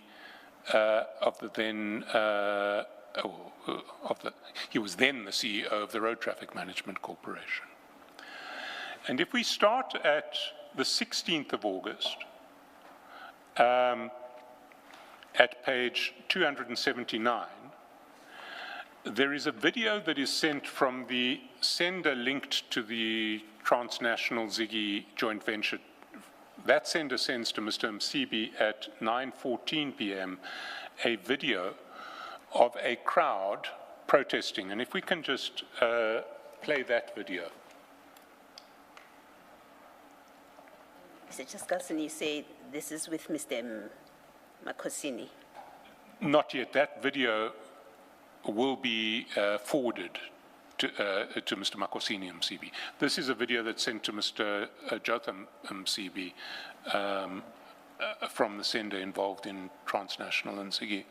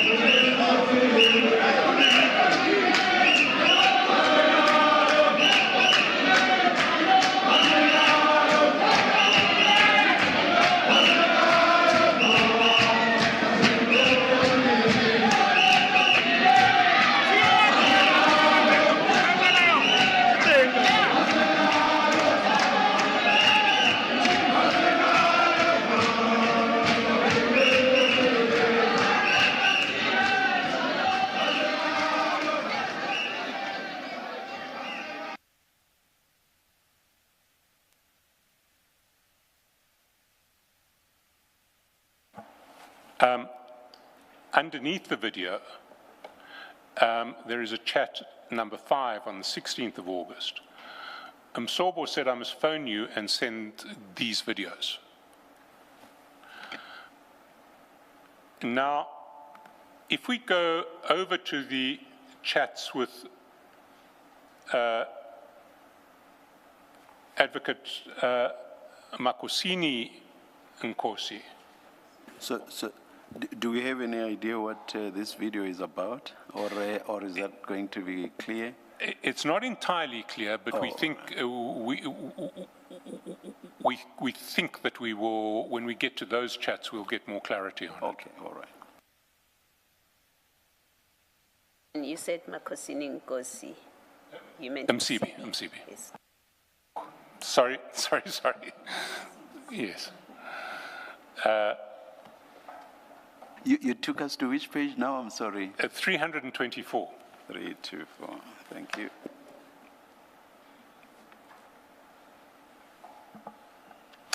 And we see that on that same day, the 16th of August, 2022,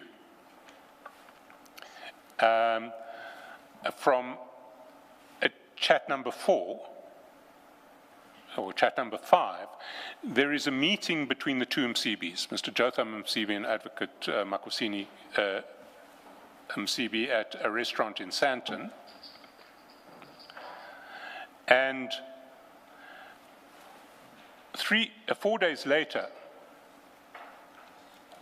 there is a message from Advocate Makosini and Nkosi to Mcibi, to Mr. Mcibi, saying, "Morning, Madiba, we'll wait for directives. Of concern is that our project indicates that she has the photo or visual that I sent to you was sent to her. That's why I want to avoid duplication." They picked up that everybody is there and threatened to charge for defeating the ends of justice. Can comrades retreat? This is under control, and we may put the investigating officer and prosecutor under pressure if everybody is all over. The issue of charging her has been taken care of. I have asked them to do so. They threatened one group with charging them with defeating the ends of justice that will affect me adversely. That's why I want to identify the blockage clearly, which will be clear by Monday afternoon. One should be mindful that the uncle is a police officer, and as many people can involve leakages, as many people are involved, leakages are unavoidable. And we may compromise the public prosecutor who has to close the case without any suspicions and close the aspect of possible charge of defeating the ends of justice and perjury as a way to intimidate the project. That's why I say leave it for now. It seems to me it's not clear which prosecutor will deal with it. The matter is with the provincial office. We don't know their program. They're the ones who got the withdrawal on Thursday, despite the claim by a number of people. They have their plan. Now, we haven't worked out what this is about, but it does seem that there is an attempt to interfere with prosecutions in relation to defeating the ends of justice here. And the very next message that Mr. Mcibi sends to Advocate Mcibi is Transnational Coachliner and Ziggy joint venture, which is sent, I mean, it's sent 2 weeks later on the 9th of September. But that is the message that his counterparty, that same message, has sent to him on the same day. So we see on the 9th of September, if we go back to 280,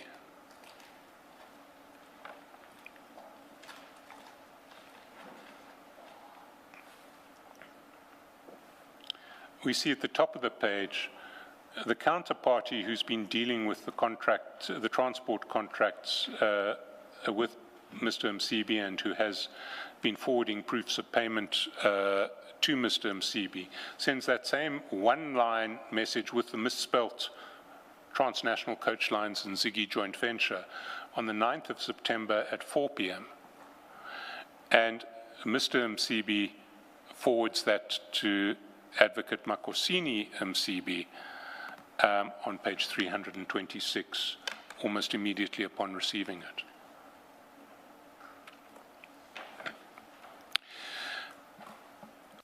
We weren't ready to flight all of these exchanges yet because our investigations haven't actually got to the bottom of it, but there is definitely a connection to this joint venture with Mr. Mcibi that we weren't aware of previously, and that prior to Mr. Matlala's arriving yesterday and saying that he saw Mr. Karim at Mr. Mcibi's farm, we wouldn't have put the two together but for this connection.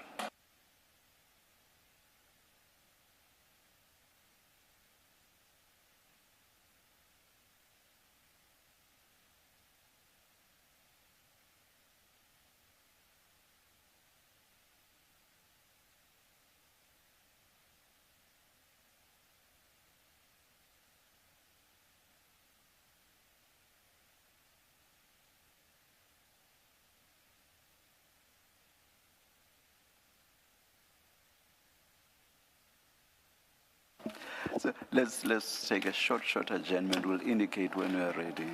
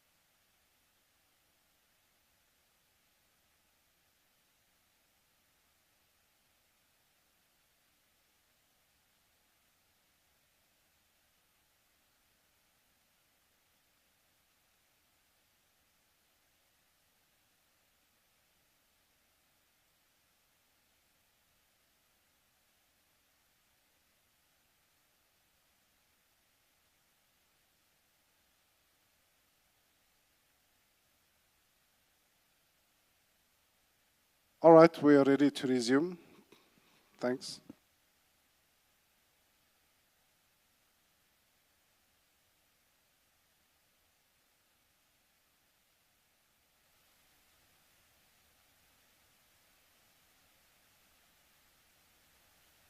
We are ready when you are. Thank you, Chair. We now finally have our redacted annexures ready. We'd already dealt with the contact card. Have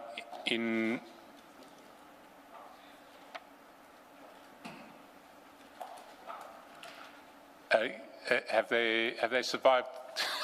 Have they survived the spill? Commissioner Valo is wet. Now they've taken mine to make copies using mine. Chair, maybe we can,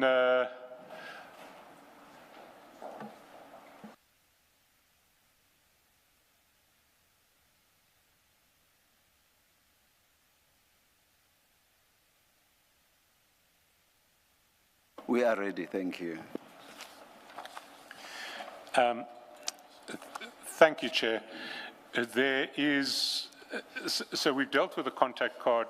366 is the wind deed report. And we'll see from 366 that Ms. Nomalo is one of the two directors of Camp Rock. And then from 371, there is a Mail and Guardian report, which may have identified the Shane Adams as opposed to Sean Adams, who Jacobs, Shane and Sean, Shane Jacobs as opposed to Sean Jacobs. There was certainly a Shane Jacobs involved in a controversy relating to a security tender at Parliament. We can take it no further than there at the moment.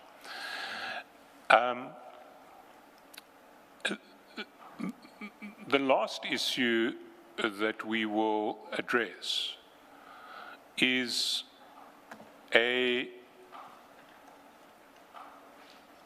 series of chats between Mr. Msibi and a different Sean. And this is a Sean who was involved in what appears to be a dacha growing project of Mr. Msibi. And those chats start at page 222.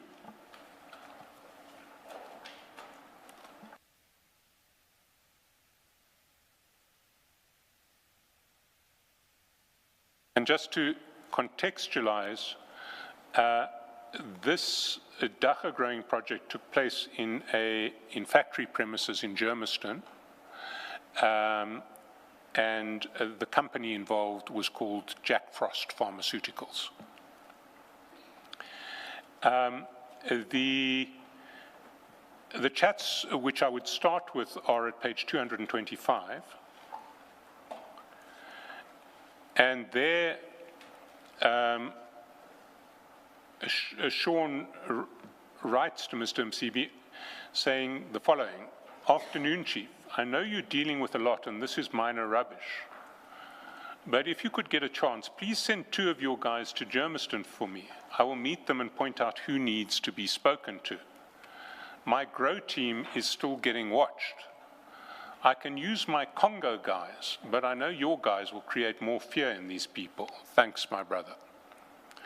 And so Sean seems to be saying he's worried that there are people snooping around his premises where he is growing his dacha, and he needs Mr. Msibi to send some people round essentially to scare them. Mr. Msibi says, "We'll deal with it, please, don't worry."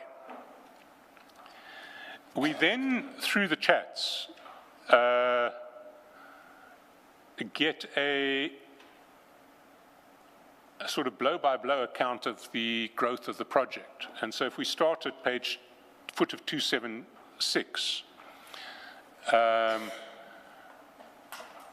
we see the beginnings of the growth in that little screenshot at the foot of page 276. The picture itself is at page 257. 267 maybe? You said 276. Sorry. 226, 226.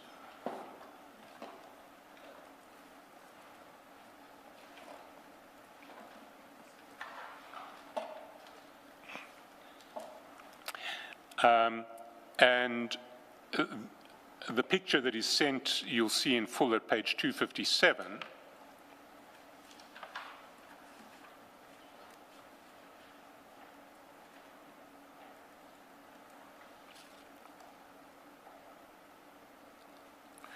And then if we go back to 2.5 and just scroll down, what is happening is that each week, Sean is sending updated photos so that the growth can be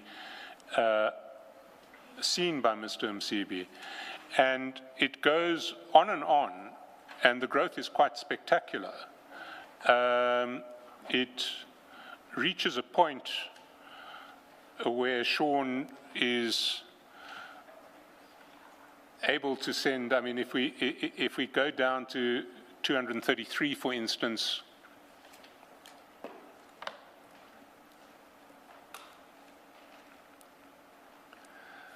and maybe if we look at the video at the top of page 236, which is 13th of March,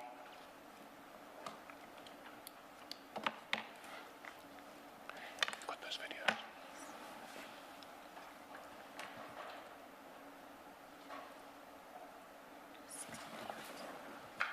Is that one first?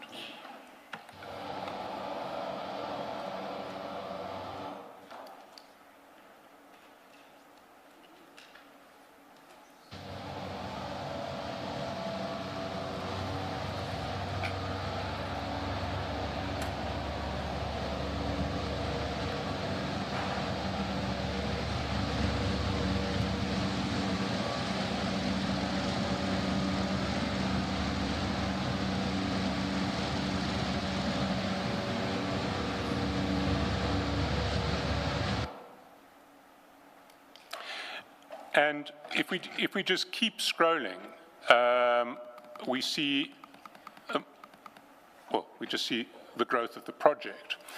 My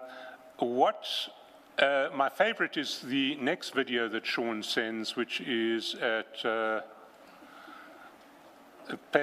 the 22nd of April. So can we play that one? Because it comes with musical accompaniment. Oh, no, sorry. I'm a little bit early. That's on page,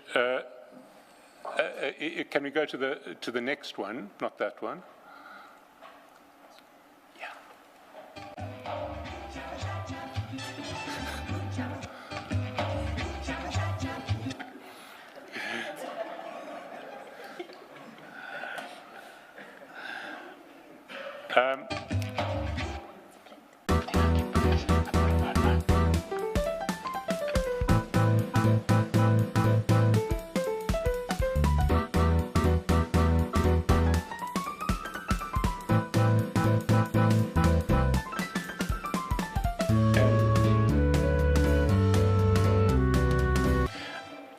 So we can see... We definitely see why it's your favorite, Mr.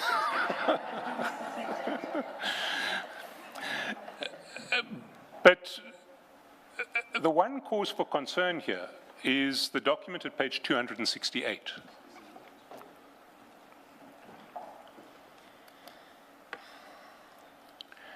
And that is the license given to Jack Frost, and it's issued originally on 19th September 2022. So everything that we've looked at thus far is before this license was in effect. Now, it is possible that there was some other permit in place. We don't see it, and we are investigating whether that was the case. But what it seems like is that what we are looking at is production that took place before a license was issued, or certainly before this license was issued.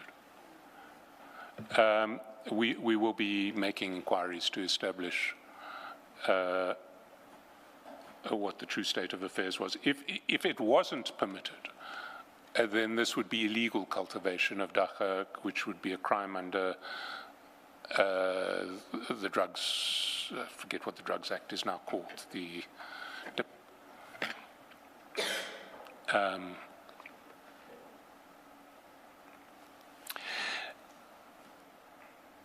those are the points that we are able to make at this point flowing from these chats. There are a number of issues that we need to follow up and clarify, both from what I've ventilated today and in relation to some material that I haven't ventilated today.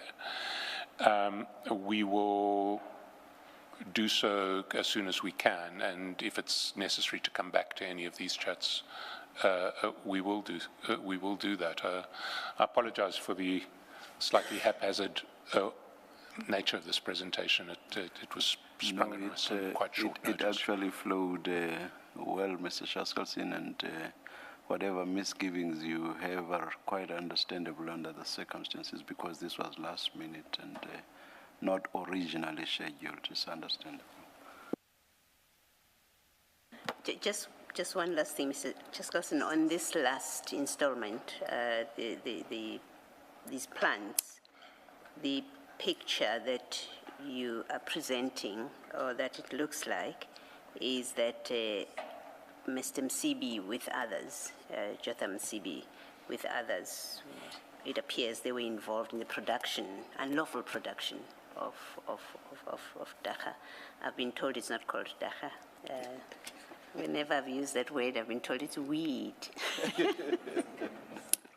That they were involved in the production of this unlawfully. That's the picture that you Well, I don't want to say that categorically now, because there are. I have looked at the legislation, and it seems quite clear to me that one needs, this license purports to have been granted under, or not purports, has on its face been granted under section 22(1)(c) of the, 22(c)(1) of the